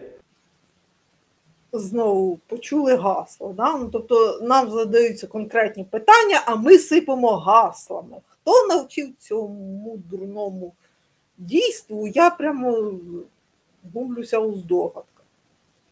При цьому президенті не буде того, при цьому президенті не буде того. І розуму також не буде при цьому президенті. Чогось такого, чого не прийме українське суспільство. Україна готова йти на поступки у формулюванні пунктів плану миру? Яких? Ну, якихось. Давайте перейдемося по ним. О, да. Яких? Да уж, знову ж таки, якщо б у вас справді був план, ну реальний план, хоча це фігня політика, так просто так не працює, ну раптом, якщо б у вас був план, то ви б, напевно, б знали, хто із цих планів головний, хто другорядний, ким ми можемо пожертвувати, ким ми не можемо пожертвувати. Да? От якби ви створювали цей план, а не 200 там якихось людей, яких ви поназбирали бозна де, сказали їм сісти в кружочки, як сказав Єрмак, так би мовити, влаштувати ком'юніке, влаштувати мозговий штурм, все одно там немає що штурмувати. Тим не менше, ці люди знову ж таки видали нуль. Ну, взагалі-то ці люди не винні, хоча їх, напевно, призначать винними, я відразу кажу. Ну, по-хорошому, політиці думає політик. Відкрию вам велику таємницю. І сам політик має розуміти, що в його діях головне, що другорядне, де він може поступитися, де він не може поступитися. В цього навіть кіт не валявся в розумінні, що, де, як, куди. Що ви таке питаєте в Андрія Борисова? Якихось. Давайте перейдемося по ним. Територіальна цілісність. Ну, дивіться, ви сформували. Є чіткі, давайте так, щоб було... Мінськ – це загальне слово. Коротко. Ні, це важливо. Це важливо, тому що треба вивчати... Ну ви скажете, це був не Мінськ. Ні. Молодець журналіст, на диво. По-перше, він йому сказав, що Мінськ – це загальне слово. Та невже мої, так би мовити, оплески журналісту. Да, Мінськ – це загальне слово, заїжджене слово. Ви вже при владі 5 років. Давайте поговоримо про те, чим ви можете похвалитися. Треба вивчати історію, бо люди, мені здається, не зовсім розуміють, чому був Мінськ, чому це було погано. В Мінську було багато таких питань, які, чесно кажучи, мені як юристу, я взагалі не розумію. Там просто не було де кінець. А що в кінці? О, краще він би мовчав, бо що він юрист. А я казала, що юристи, так би мовити, це обслуговуючий персонал політиків. Юристам не завжди треба розуміти, що думають політики, коли ставлять ті чи інші пункти. Ви розумієте всю крінжові ситуації. Ну, тобто він, будучи юристом, таким сяким косим кривим, лізе в аналіз політичного документу, в якому я також, наприклад, самими пунктами Мінська, я також далеко не завжди в захваті була. Але тим не менше, те, що Петро Порошенко намагався відпетляти всіляко від тих пунктів, які йому не подобаються, і гнув свою лінію, тобто Петро Порошенко використав Мінськ правильно, попри те, що пункти, які там були закладені, ну якщо б Мінськ був повністю виконаний, то звісно, що було б погано.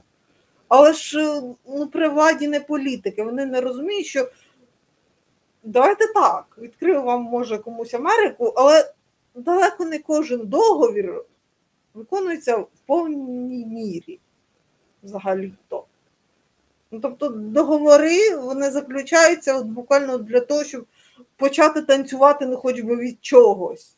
А далі вже йде політична комунікація, і там можна так натанцюватися і переграти договір 200 разів, так як треба. В залежності від того, хто який політик, хто наскільки може це все розуміти. Цей же ж, юрист. Да. Нашов чим хвалиться. Він відкрив Мінськ, подивився, що ага, там щось не це, ну, знову ж таки, мало бути юристом. Люди, ви коли говорите, що ви йдете в політику, чи ви просто, Господи, політик, чи ще прости мене 2 рази, Господи, державник, то ви не забувайте, що ви не можете просто кляпати язиком, тому що це красиво, розумієте? Це політика. Тобто ви або можете відстояти своє слово і довести свою думку, або просто ідіть з політики куди подалі, щоб вас ніхто не бачив. і навіть не здогадувався про вашу присутність. Я серйозно кажу. Тут серйозний махач. Тут те, що один юрист подивився в Мінські домовленості, взагалі, якщо чесно, не робить йому честі, тому що він зрозумів таке, що навіть близько, навіть поряд не лежало з тими Мінськими домовленостями. Добре, припиняю лаятись. Важливо, що у всіх пунктах формули є абсолютно чітке, без подвійних стандартів, без подвійного сенсу. Да. Оце і називається політика. Я вітаю Андрія Єрмака. Да. А нащо створювати договір, особливо з ворогуючою стороною, без подвійних сенсів, без підводних каменів і подвійних стандартів? Ви мені це поясніть, Андрій Борисович. Навіщо тоді вступати в таку гру? Ні, давайте розпишемо чорним по білому оці всі ваші 10 пунктів, да? Фантастичних і нереалістичних. Давайте, да? Оце буде дуже класна формула миру, да? Яка запрацює в 3000 році. Да? Відповіді що? Територіальна цілісність? Ну, чітко написано. Навіщо сьогодні шукати якісь територіальні, яка може бути інша територіальна цілісність, ніж міжнародно визначені кордони України? Дивіться, я просто поясню, як це може бути сприйнято глядачем. Було поставлено Андрію Єрмаку запитання, чи готова Україна йти на поступки. Андрій Борисович Єрмак не дав прямої відповіді на це. А я готов дати пряму відповідь. Я так вам відповім на ваше. А ви вважаєте сьогодні українське суспільство готові йти, люди, які втратили своїх близьких, люди, які втратили своїх дітей, люди, які сьогодні на фронті, от вони готові сьогодні йти на компроміс? А якщо суспільний зріз опитування... Зараз, одну хвилинку. Все говорить про те, що він популіст, як і Володимир Зеленський. Але народ, коли вам говорить політик те, що ви хочете чути, будь ласка, шліть його відразу куди подалі. Тому що далеко не все, що ви хочете чути, має бути в політиці. І типова людина, даруйте, вона не знає нічого про політику, навіть близько, навіть поряд.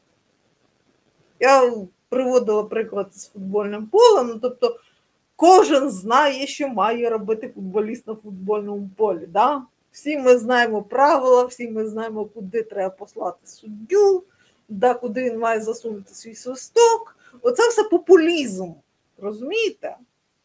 Оце типовий популізм в межах футбольного поля. Але якщо ви раптом, типовий Вася, вийдете на футбольне поле з професійними футболістами, то вас і звідти винесуть на 30-й хвилині, тому що у вас буде задишка буквально. Ви буквально стільки не пробіжите, я вже мовчу про те, щоб забити якийсь гол чи поборотися за м'яч. От точно таке саме і в політиці. Одна справа політику, яку ви спостерігаєте, і зовсім інша справа – це політика політичних комунікацій. Вона може бути складна, вона може бути різною. І далеко не про все, що домовляється поміж собою політики, ви, як глядачі, даруйте за прямоту, можете знати, маєте знати. Так, для цього є журналісти, щоб випитувати у політиків, а що вони думають, що вони там від нас приховують. Ну, тобто журналістка має бути грамотною. Цьому журналісту надав мій респект, ну, тобто він сперечається з Андрієм Єрмаком, правильно робить. Отак роблять журналісти. Да, не вилизують опоненту п'яту точку. Добре. Зріз опитування покажуть, що готові, то ви будете теж готові. Ні, я вам поставив питання. Якщо ви вважаєте, от ви ж спілкуєтесь і так далі, ви вважаєте, що люди, бо те, що там іноді ми чуємо і так далі, знаєте, ну життя, воно не тільки в Фейсбуці відбувається.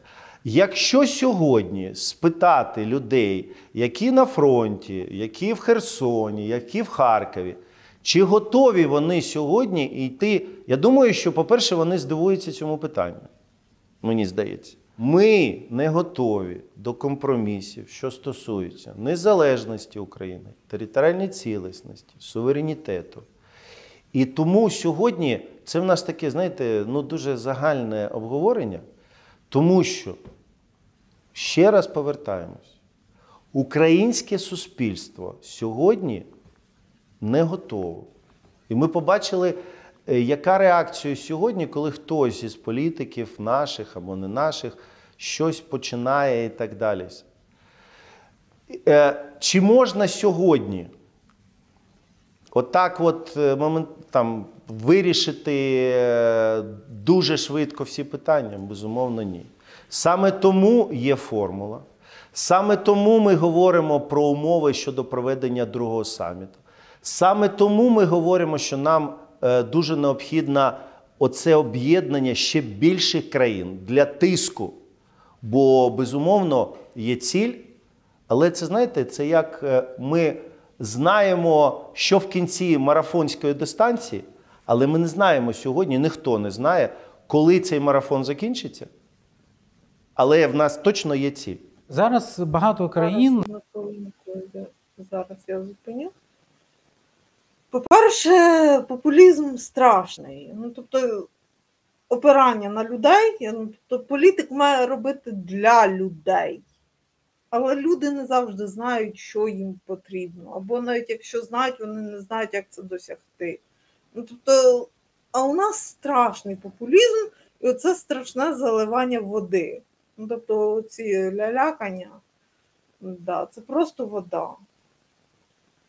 Він ж не знає ситуації як такої. Багато хочуть бути посередниками у наших перемовинах із Росією. У нас є якісь критерії, хто теоретично може бути, хто ні. Припустимо, я можу один з критеріїв очевидних сформулювати. Посередник не має підтримувати Росію під час цієї агресії. Це очевидний критерій. Мабуть, є і інші? Дивіться, мені здається, що в нас дуже поганий досвід посередників. Нормандський формат показав, що посередник, який сьогодні, я ж безпосередньо приймав участь, просто сидить за столом зі всією повагою, тому що і наші французькі, німецькі друзі, вони дійсно від щирого серця хотіли допомогти. Це не допомагає. По-перше, повертаємося, коли нема плану. Це, знаєте, це якщо нема плану... А дружба з Китаєм, цікаво, як прокоментує Андрій Єрмак. Тобто я, напевно, ще раз зроблю якийсь ролик по Китаю, тому що наша дружба з Китаєм, вона навіть не паритетна, розумієте? І ми ліземо в пащу до дракона, щоб що. Тобто Андрій Єрмак зараз критикує, знову ж таки, мінський формат, а сам він не може народити щось краще, якщо чесно. Це, якщо нема плану чіткого, це як відношення суспільства до злочинців. І уявіть собі, що у вас немає кримінального кодексу або якихось документів. Це зведеться до аргументів злочинця проти аргументів суспільства. От в такому сенсі нам не потрібні посередники. Якщо це країни, які чітко, от нас є сьогодні, наприклад, узгоджений план щодо повернення українських дітей, де ми чітко розуміємо, є міжнародна домовленість про те, що всі українські діти повинні бути повернуті додому. Тільки у вас немає чіткої політичної ситуації, як це протиснути. Розумієте? Наша влада зараз підписує купу бумажок, толку з яких буде нуль. Я відразу кажу. Попри те, що це хороша гуманітарна місія, вона зовсім не продавлюється політиками. Зовсім. Це не та комунікація. Тим більше, що наша влада вже показала Російській Федерації, що вона може прогнутися під Росію. Тому довіри до цієї влади сильно мало в нас усіх. І я б не хвалилася на місці Андрія Єрмака. Є сьогодні критерії, як повинні відбуватися це повернення, які умови, де, хто є гарантом безпеки цих дітей і так далі. От в цьому сенсі можуть бути країни, які сьогодні в загальному плані підтримують наш план, частиною якого є і повернення всіх українських дітей. Вони при цьому мають там якісь стосунки з країною-агресором. І вони є сьогодні. Є Катар, є Ватикан, які там сьогодні роблять. Ох ти прости, Господи, є Катар, є Ватикан, ну дякую, що поки що нема Китаю, да. Загалом наша влада веде себе як дурне теля, якщо чесно. Допомогти. Раніше у нас був досвід переговорів із Росією щодо так званого зернового коридору, який зараз повчив в Бозі за посередництва Туреччини та Організації Об'єднаних Націй. Цей досвід він був успішний. У нас був не перемовини з Росією. А вони були посередниками? У нас були перемовини з Туреччиною і Організацією Об'єднаних Націй, і Організація Об'єднаних Націй з Туреччиною були перемовини з Росією. Так. Це був успішний досвід. Він існував рік з багатьма проблемами, але існував, треба визнати. Повторення принципово такого формату не щодо зернового коридору, а загалом існує. Я думаю, що може бути. Туреччина і Китай можуть бути потенційно такими типу посередниками. Ну, я називаю це посередниками. Я би не називав це посередниками. Я би не називав це посередниками, але точно бути країнами, які мають вплив на Росію, вони точно можуть бути. А те, що США... Да, в яку гру грає Андрій Єрмак, мені пояснює. Ну, тобто, я так зрозуміла, що в питанні з Росією, от коли вже йде конкретний договір, наша влада хоче бути попереду країн, ну, тобто попереду всіх. Тобто, що саме наша влада підпише там якийсь договір з Росією, який поставить там Росію на коліна. Це я фантазую зараз. Але я просто хочу передати, так би мовити, мислю, що повторення зернового коридору у нас не може бути. Ну, я розумію, чому, тому що хлопці трішки вже починають розуміти, що вони в політиці. Так, це краще відразу зрозуміти, ніж ніколи. Тим не менше, не розуміють, що важливий договір вони мають підписати. Єдине, що вони не розуміють, який з цих договорів, який їм запропонує Росія, Катар, Китай та інші країни, буде важливий. Там же ж не написано, що цей договір важливий. Да? Не написано, от така засада. Розумієте? Там не сказано, який договір важливий. Можете пролетіти, хлопці. А тут же ж якраз підключається міжнародна дипломатія, і багато країн, тобто бачачи, що наші ж не витягують, пропонують свій план. Да? Ну, так би мовити, якщо ви такі дурачки вже повні, то підпишіть наш план. А це по-любому 100% прольот. Тому що це буде план в інтересах якоїсь іншої країни, точно не нас. Розумієте, в чому фокус? І тому це просто, ми не виграємо війну просто з цією владою від слова зовсім. Тому що у них немає навіть тактики, не те, що стратегії. Про які плани ми взагалі говоримо? На них вже ж я ж кажу, там не написано, що цей план буде 100% успішний і Росія на це все підпишеться. Да, не написано таке на цих планах. Да, так що краще складайте мандати, я відразу кажу. Зараз називають Китай державою, яка, по суті, уможливлює ведення Росією війни. Це не має значення? Це має значення. І сьогодні в нас, ви знаєте, що міністр закордонних справ нещодавно був в Китаї, говорив зі своїм колегою про це. Ми ж не говоримо сьогодні, що все добре. Да? Я тільки говорю про те, що Китай точно має величезний вплив на Росію. Але Китай навіть боїться сказати, що він підтримує територіальну цілісність України. Ну чекайте, цього не було навіть у заявах китайського МЗС після зустрічі з Кулебою. Це так, цього не було. Але я можу вам сказати, що під час участі оцього спеціального представника в Джеді він про це говорив. Тобто іноді ця риторика, вона відрізняється. Я погоджуюсь з вами. О, да. От того ви бачите такий заголовок в мене. От саме тому. Я знаю, що деякі спеціалісти великі тягнуться за Китаєм, Єрмак явно підтримує це дурне діло. Я б не радила, так би мовити, цілуватися з Китаєм. Сильно не радила. Он журналіст розуміє, що це діло пахне смаленим. Розумієте? Я також розумію, що Китай нам не друг. Чого ви вирішили раптом, що він нам друг? Та що він має вплив на Росію? Ну, якщо Китай має вплив на Росію, то вас він, ідіотів, просто роздавить. Ну, ви маєте це розуміти хоч трішки. Ну як це? Ви розумієте, чим ви ризикуєте чи ні? Ну, тобто дружба з Китаєм просто неприйнятна для України. І посилати туди Кулебу, я рада за Кулебу, але толку з того, що він туди їхав. Можливо. Але коли вони навіть тут на рівні робочих груп, коли приймав участь посол Китаю, вони про це говорили. Дійсно, Про це говорилося що? Про територіальну цілісність, про те, що вони підтримують територіальну цілісність. Вони дуже там різними шляхами передають ці меседжі. Я це чув, я сказав вам де. Але дійсно, і ви праві, що сьогодні у офіційних заявах після зустрічі міністрів я теж цього не побачив. Знов-таки, треба... Да. Знов-таки це політика. Я казала про те, що політики часто змінюють обличчя. Китай взагалі любить оці всі ігри.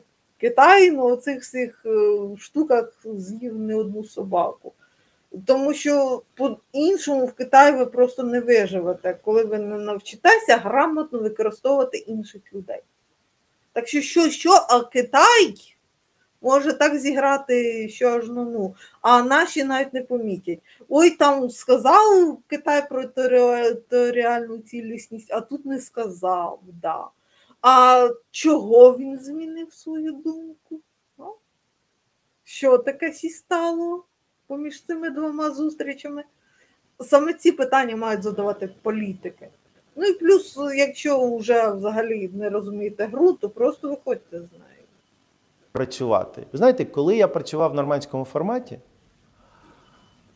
ще до повномасштабного вторгнення Росії, Франція, Німеччина, які дуже хотіли нам допомогти, але в них були теж трошечки інша позиція. Сьогодні вони повністю змінили свою позицію. Сьогодні вони є нашими союзниками, потужними, без допомоги яких нам було б дуже важко продовжувати воювати.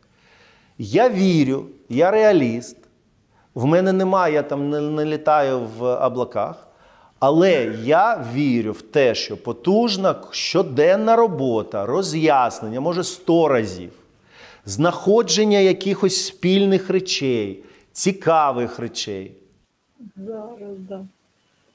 Я реаліст, я вірю, що потужна дипломатія і так далі і тому подібне. Да. Да. Це типу, я атеїст, але я вірю в Бога, чесне слово. От якось так звучить це правильно. Це відбувається не тільки з Китаєм, це відбувається з Індією. Ми маємо певний прогрес. Я думаю, що в майбутньому ви побачите деякі результати. Да, я про деякі ваші результати хочу окремо полаюся з приводу Індії. Тому що так безцеремонно і нагло вести себе з Індією, це треба вміти, якщо чесно. Результати. Це треба робити з Бразилією. Це робота, яка приводить до результату. Давайте поговоримо про Угорщину. Давайте. Мою улюблену. Ми тривалий час чекали на зустріч Зеленського і Орбана. Вона відбулася. Да. Що далі? Дуже добре, що вона відбулася. Наскільки я знаю, я був у той час в Сполучених Штатах, я не був на цій зустрічі, наскільки я знаю, зустріч була доброю, вона була дуже відвертою. А потім Орбан поїхав до Москви і Китаю. Орбан поїхав до Москви, до Китаю. Між іншим, ми про це не знали, він не інформував про це. Да, ну лошари ви тоді обоє разом із Зеленським. Ні, він мав про це вам сказати, да? Я правильно розумію красу гри? Не мав Орбан вам про це сказати. Ну ви ж мали думати. У вас є Буданов, прости мене, Господи, чим займається Буданов? У вільне від медійного поля час. Чим він займається? Ну, взагалі-то розвідка. От я б за це Буданов дав по шапці один раз. Ну як?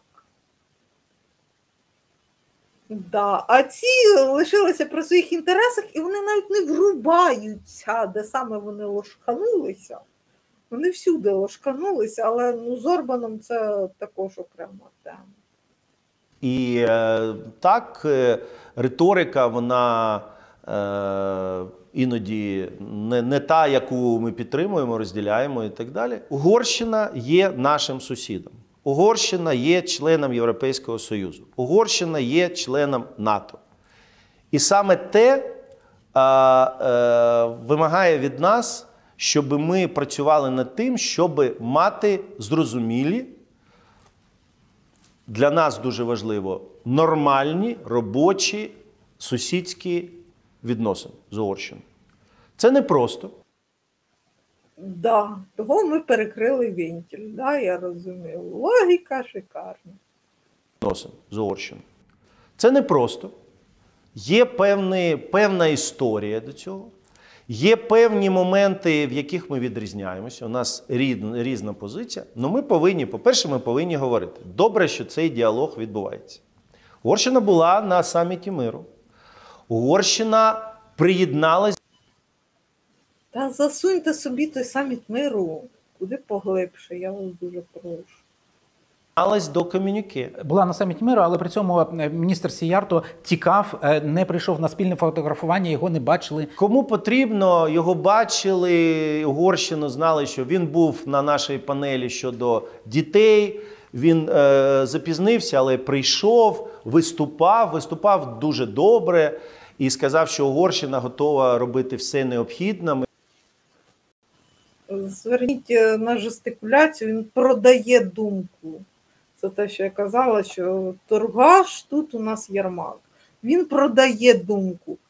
Журналіст йому каже, що там погано все було насправді. Ну це правда, чому робиться фінальне фото, тому що, так би мовити, це остання презентація загальна, що ми поговорили, походили.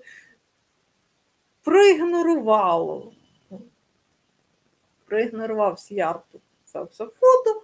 Він, так би мовити, сказав, лишайтеся при своїх інтересах, я тут походив трішки і все.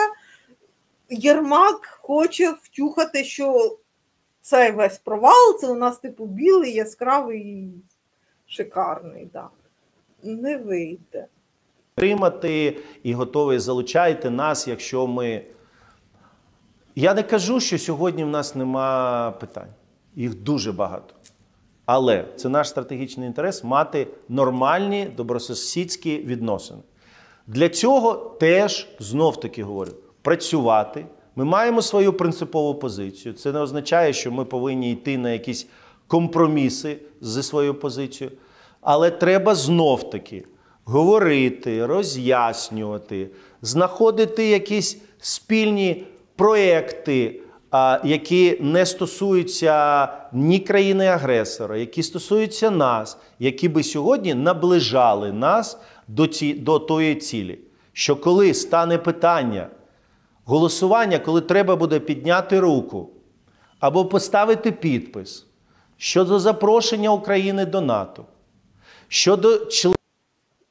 Ох, кошмар! Ви розумієте, як мало він розуміє в політиці. Тобто, навіщо нам потрібна Угорщина? Щоб поставити підпис, да? Тобто, він розуміє країну от буквально як механізм, який, знаєш, от візьме тобі зараз і намалює, а якщо він буде не в настрої, га? От не з тієї ноги встануть політики. І що ти зробиш потім? Нічого. Тому що ваша комунікація, м'яко кажучи, на рівні гопоти. І це читається, це видно. це сильно занижає, так би мовити, наш зовнішньополітичний вигляд на міжнародній арені, але головне, щоб Єрмаку подобалося. Да, я правильно розумію? Членство України в НАТО. Щодо питань нашого просування до Європейського Союзу.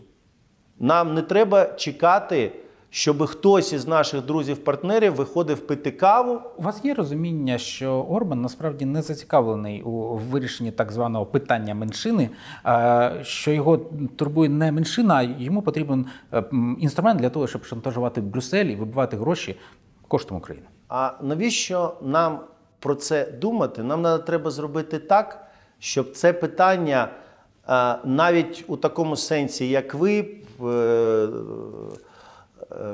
запитуєте, да, і там якесь припущення, да, щоб навіть жодного шансу не було цей момент використовувати. І мені здається, Україна зробила практично все для того, щоб так це і було. Все-таки для... Зараз, да. Ну, по-перше, він не розуміє. От те, що говорить Єрмак, це те, що йому хочеться бачити, що незважаючи на всі політичні складнощі, що Угорщина лишається Україні добрим партнером, ну я також люблю фантастику, але не в даному випадку. Ви не розумієте Угорщину. І це людина, яка, по суті, керує основним зовнішнім політичним управлінням в державі. Тому що те, що робить Зеленський, там видно. Як не спеціаліст по манікюру, так по педикюру йде у нього. Так би мовити, стає послом. Єрмак ставить більш грамотних людей, треба сказати. Але сказати, що це сильно допомагає Україні, я б не сказала. І, знову ж таки, немає свого поняття ні Єрмак, ні Зеленський, як працює ця дипломатія, що з нею робити. Це просто жах. Аби владнати, дійти до якихось позитивних стосунків з Угорщиною, нам необхідно щось зробити. І якщо у питанні мирного плану дійсно простору для поступок немає, то тут він є. І під час обговорення тих 11 пунктів, які з'явилися під час зустрічі Сієрто в Ужгороді, виконання цих 11 пунктів, воно потребує певних кроків з боку України. Законодавчих змін, зокрема. Україна для себе бачить якісь червоні лінії? У нас була дуже відверта, дуже така, я вважаю, дуже нормальна розмова з паном Сієрто разом з Дмитром Кулебою. І ми сказали, дивись, ви хочете повернутися максимально до законодавства яке існувало там декілька років тому. У нас є чітко розуміння, де для нас це неможливо. Ми готові, ми розуміємо, скажіть, в чому ви бачите проблему для себе. Ми готові, виходячи із наших інтересів, але і виходячи, бо це наші громадяни, ваша меншина, спільнота – це українські громадяни в першу чергу. І тому, виходячи з наших інтересів національних, ми готові вам запропонувати рішення. Готові з вами обговорювати. Десь є якісь питання, де ми можемо сьогодні піти вам на зустріч, тому що це нам не робить ніяких там складнощів, і ми не бачимо там ризиків для себе і так далі. Не знаю, по-моєму, брехня чистої води. Вода. Або він повністю не розуміє ситуації, що також не виключено. Це страшна вода. Ризиків для себе і так далі. До цієї роботи. Але це не питання, там, безумовно, і не моє точно, і навіть не міністра закордонних справ. До цієї роботи ми створили групу, до якої входять всі профільні міністри. Знаєте, вирішення питання, воно ж починається з можливості і з бажання двох сторін просто почати говорити. Навіть якщо перша розмова, вона показує, що там багато питань по-різному ми дивимося і так далі. Але треба говорити. Червоні лінії, в чому вони полягають? Я не кажу про якусь конкретику, саме це там. Одна червона лінія – національні інтереси нашої незалежної суверенної держави. Це занадто широко, це не червоне. Да, я згодна з журналістом. Це занадто широко, це прямо пісяє в очі і навіть, так би мовити, не цурається вже відверто. Національні інтереси – це загальна фраза. Скажи конкретно, розклади. Ну, ти ж політик, прости Господи, ти лізеш у міжнародну комунікацію. І ти що, такий тупий баран, ну, взагалі не соображаєш нічого? Ну, тому що тут є два варіанти. Або Андрій Єрмак, правда, такий недорозвинений, або він брехло ще та. Хоча в нашому випадку не виключається ні перший варіант, ні другий варіант. Він говорить загальними фразами. Навірно, думає, що знаєте що, не буду вам про це говорити, ви у мене маленькі, да? Буду говорити загальними фразами, тим більше, що Ютуб зараз український розганяється за весь потужний ура-патріотизм, який взагалі окрема ганьба буде після війни. Тому що коли вас питають, а як ви боролися? А ми не боролися, ми хайпували разом з владою. Да? Нащо думать? Ну, чому? Ну, можна говорити це і про наш суверенітет, і про те, що в нас єдина країна, і то, що ну, багато, ну, але це можна там годину про це говорити і так далі. Але взагалом це наш... Зараз, да. Загалом, я так відчуваю, що Сергій Стерненко, треба його підвішати за оце його саме глупе, що може зробити. Прости мене, Господи, політик. Людина, яка преться в політику і сам не вкурює, чого він туди лізе. Це впаювати людям лозунги. А це же ж радий старатися. Да, він побачив, що лозунги у нас заходять. І давай навалювати на вентилятор. Значить так, український інтерес, це там одне, друге, п'яте, десяте, це хорошо, це дуже хорошо. Да, це потужно, це патріотично, а ще це вода. Розумієте? Це просто вода, це просто втрачений час. Наші національні інтереси. Намагаюся зрозуміти, просто що відбувається взагалі на угорському треку на фоні того, що ми обмежили постачання нафти від Лукойла. І є більш-менш консенсус серед експертної спільноти, що це зроблено для того, щоб зробити Орбану боляче. Дивіться, давайте так, щоб було сьогодні санкційна політика, яка ми вважаємо, ну, не те, що не повинна знижуватись, повинна далі розвиватися, вона працює, вона точно робить боляче Росії, її військовій машині і так далі. Ми точно про це знаємо. І вона з кожним роком вона ще більш боляче працює. І тому я точно не підтримую жодних розмов щодо зниження до когось там і так далі, і так далі.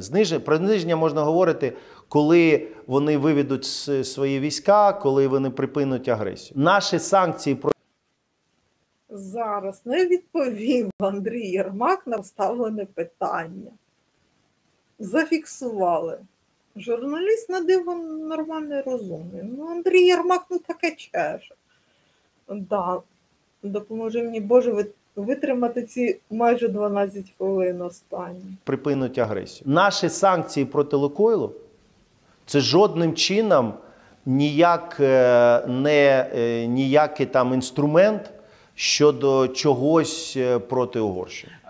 Ваше взагалі загальне бачення? Зараз, одну хвилинку. Ну не вірять Андрію Єрмаку від слова сказати ніхто. Тільки сильно великі наївні люди.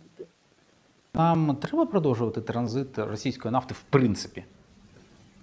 Дивіться, у принципі, це дуже добре, що сьогодні дуже потужно знижується залежність взагалі європейських країн від енергоносіїв російських. Нам варто припинити транзит російської нафти і газу?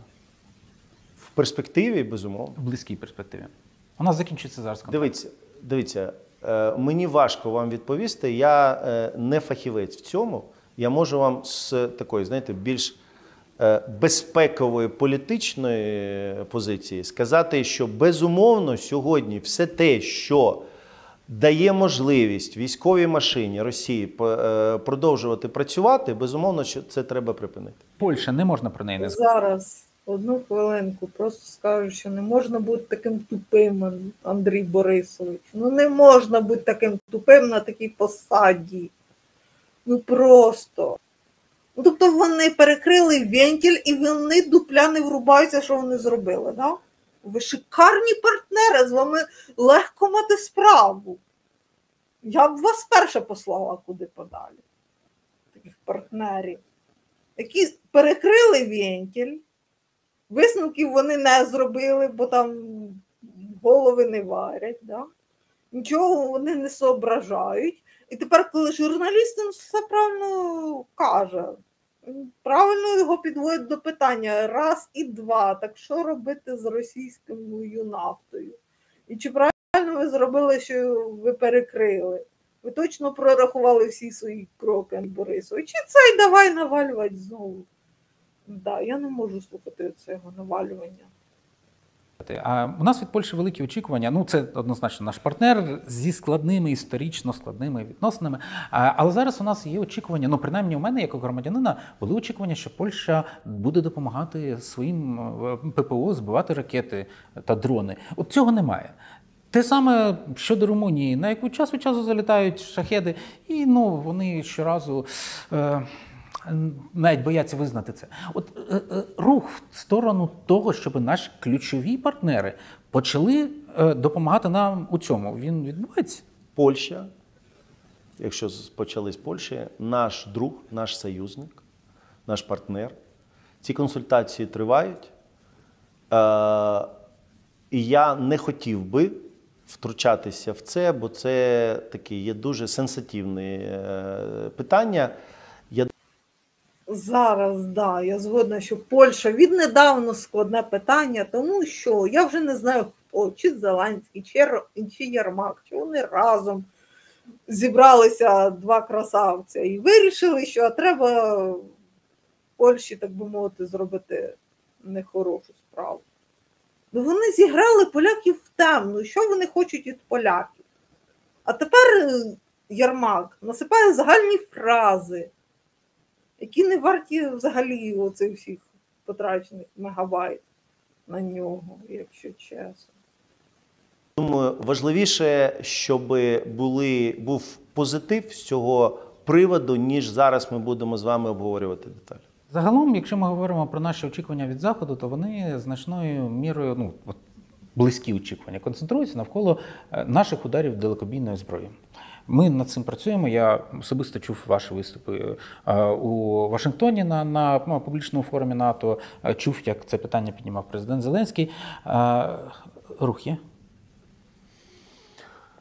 Скажімо так, ми вважаємо, що це абсолютно справедливо. Вибачте, як можна сьогодні говорити про якісь обмеження, коли сьогодні російська ракета прилітає до Ахмадіту, де лікують діточок хворих на онкологію і так далі, які можуть мати обмеження щодо відповіді, як мінімум, на це. Ну, от США ці обмеження накладають. Але, ну, давайте так.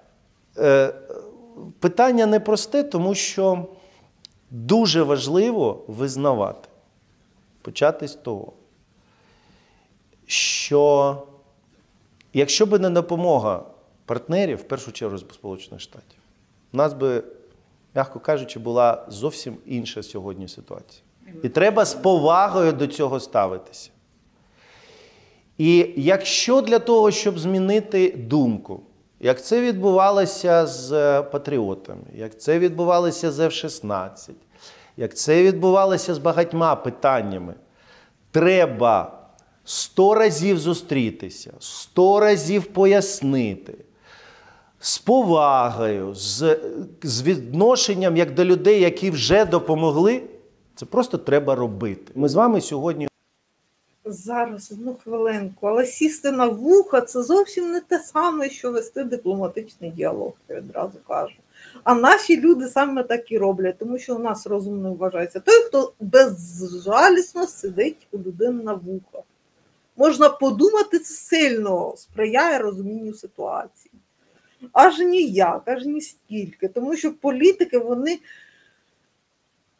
так би мовити, насправді комунікують короткими фразами, просто якщо треба, оцей короткий меседж вони можуть розкласти в довгу промову, там, наприклад, хвалячи країну, там, чи хвалячи країну з деякими обумовленостями, знаєте, а наші ведуть себе як гопота, як слони в посудній лавці.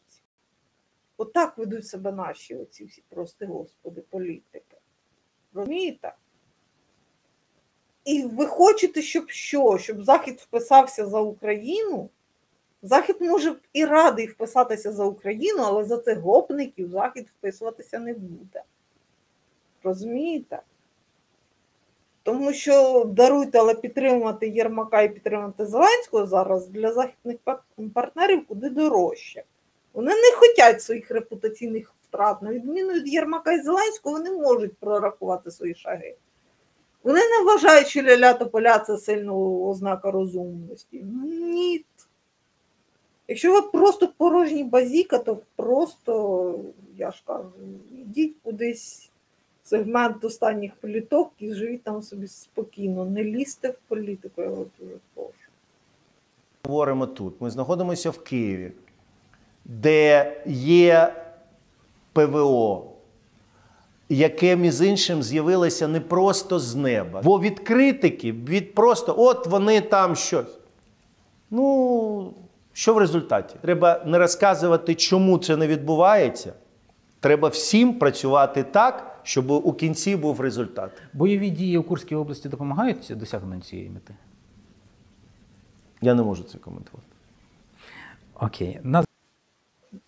Зараз, одну хвилинку. Да. А тут він раптом не може це коментувати. Чого? А чого? А наші класно насипають. Чого? Прокомунікуй. Можливо, у нього навіть спрацював, ну як, людина 5 років, так би мовити, біля влади. Треба ж якось навчитися трішки думати головою. Ну, тут у Андрія Єрмака проснулося, так би мовити, світло в кінці тунелю, да. Він просто відповів коротко. Ну, тобто можеш говорити коротко, коли хочеш. Да? Окей, на завершення. Давайте, от, щоб поставити крапку, поговоримо про те, як наші партнери починають усвідомлювати те, що перемога необхідна. Бо для мене особисто очевидно, що Україна переможе. Питання в тому, коли це станеться і яку ціну заплатить весь світ. На жаль, Україна заплатить найбільшу ціну на цьому шляху. Для мене більш-менш очевидно, що світ дозріє до цього розуміння. Але як цей процес відбувається? Сергію, поверну вас. Ви мені поставили навіть не питання, ви сказали, що колись ми поговоримо з кимось з вашою редакцією або з кимось іншим про внутрішню політику. А я хочу вам сказати, як людині дуже професійній і дуже глибокій, мені здається, нам не вистачає для багатьох, для розуміння, бо, знаєте, так, дуже, особливо під час війни, дуже швидко все забувається. Треба повернутися в 2014 рік. Чому об'єднання Заходу 24 лютого 2022 року стало, з цього дня, стало таким потужним, безпрецедентним, і чому цього не відбувалося, наприклад, у 2014 році? Чи є це в цьому тільки провина Заходу? Я думаю, що, безумовно, вся українська нація здивувала то, як прості люди руками зупиняли танки. Здивувала, як з першої години президент почав звертатися до парламентів. Це теж не сталося отак от. Це була потужна робота. І ми показали, що ми готові воювати. Ми показали, що ми на цей момент не здамося. Що для нас це є питання виживання. А люди вірять партнерам. Зараз, одну хвилинку. А чого ж ви зараз не покажете, що ви можете рити лінії оборони, га? От якщо все так було гарно, як розповідає Андрій Єрмак, то чого б зараз Заходу не показати, що ми можемо класно окопуватися, га? Що ми можемо такі доти і дзоти на 3-й рік війни поставити, Щоб російська армія просто зашаталась і ушаталась. А? Якщо все було так гарно і чудово на початку війни, то чого ми не тримаємо там зараз? Це просто називається «щось не договорює Андрій Єрмак». Вірять в конкретні кроки. І саме тому, коли сьогодні коли ви мене питаєте, а як змінюється це ставлення, підтримка до перемоги, вони теж змінюються.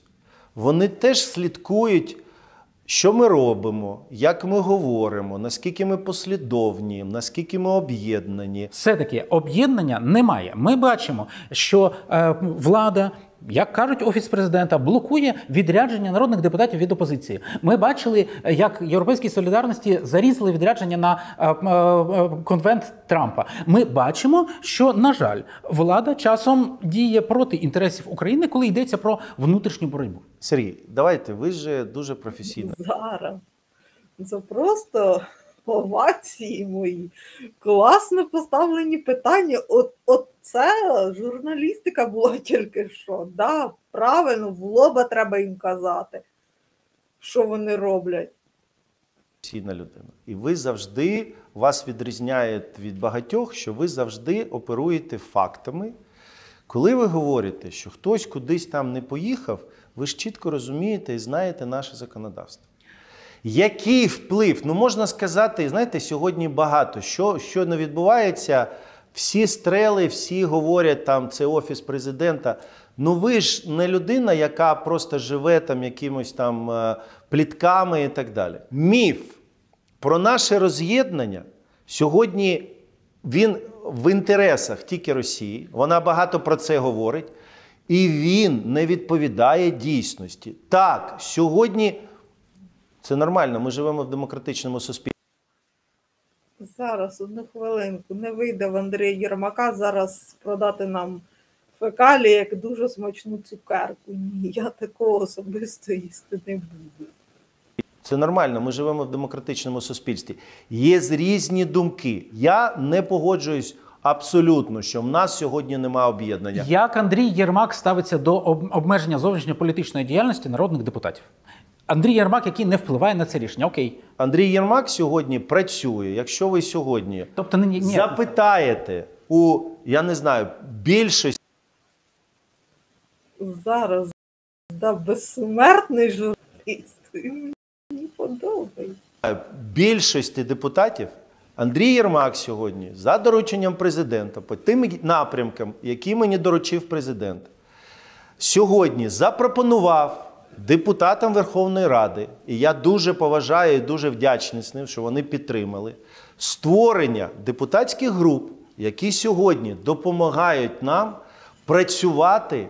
І я сьогодні дуже високо ціную все, що роблять депутати щодо досягнення тих цілей, які нас приводять до нашої перемоги. Результат, який мали депутати, коли вони приїхали не до Вашингтона, не до Нью-Йорка, а приїхали до різних штатів, як їх там приймали і так далі. Все, що я можу сказати за себе, як за керівника Офісу, я повністю з ними в координації, я працюю. Отак ми не відповідаємо на поставлене питання.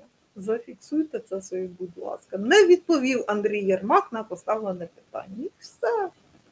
Впливаю на поїхали вони чи не поїхали. Але все, що в моїй компетенції, я будую з ними відносини, я підтримую цю діяльність, бо вона сьогодні разом зі всіма іншими веде нас до результату, який нам потрібен. Між іншим, вони дуже допомагали, наприклад, по формулі миру.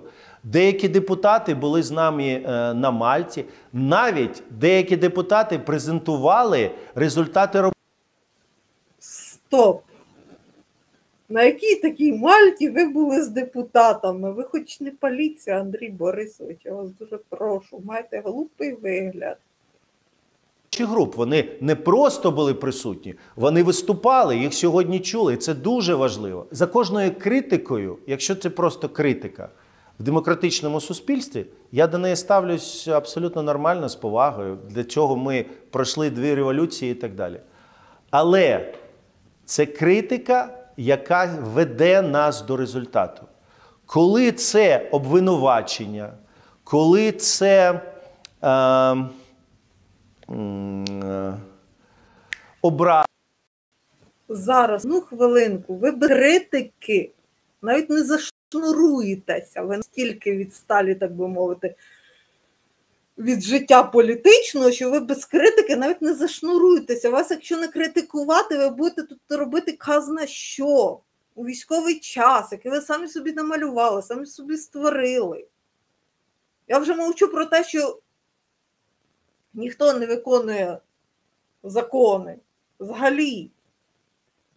Ні Конституцію, нічого не виконується. І тільки з критикою у нас іде зрушення хоч якесь. Так що не треба, Андрій Борисович. Просто образи. Це не є критикою. Український народ хоче, якщо ти сьогодні на державній посаді, незалежно, депутат, голова офісу, міністр і так далі, будь добрий, роби все для того, щоб ця війна закінчилась українською перемогою, к нам прийшов справедливий мир, а потім будемо розбиратися.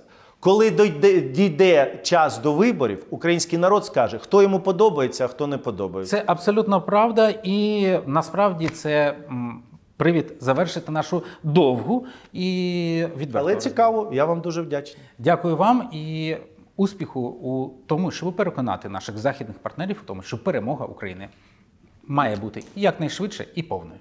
Я вам дуже дякую. Хотів би вам, користуючись можливістю, подякувати за вашу роботу. Зараз, стоп.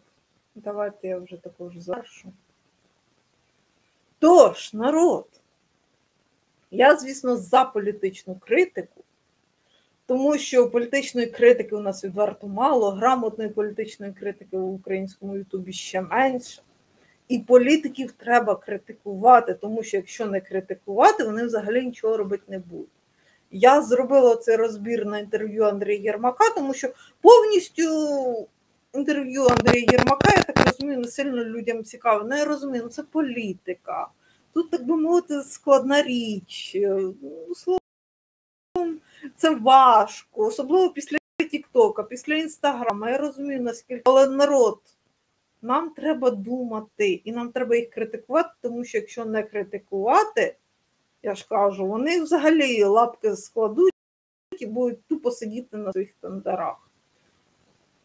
Добре, на цьому на все. Підтримуйте мене, підтримуйте мій канал, підтримуйте ЗСУ обов'язково. Люблю, цілую, бувайте, папа. Сподіваюсь, звук не налажав, хоча я бачила глюки. Папа.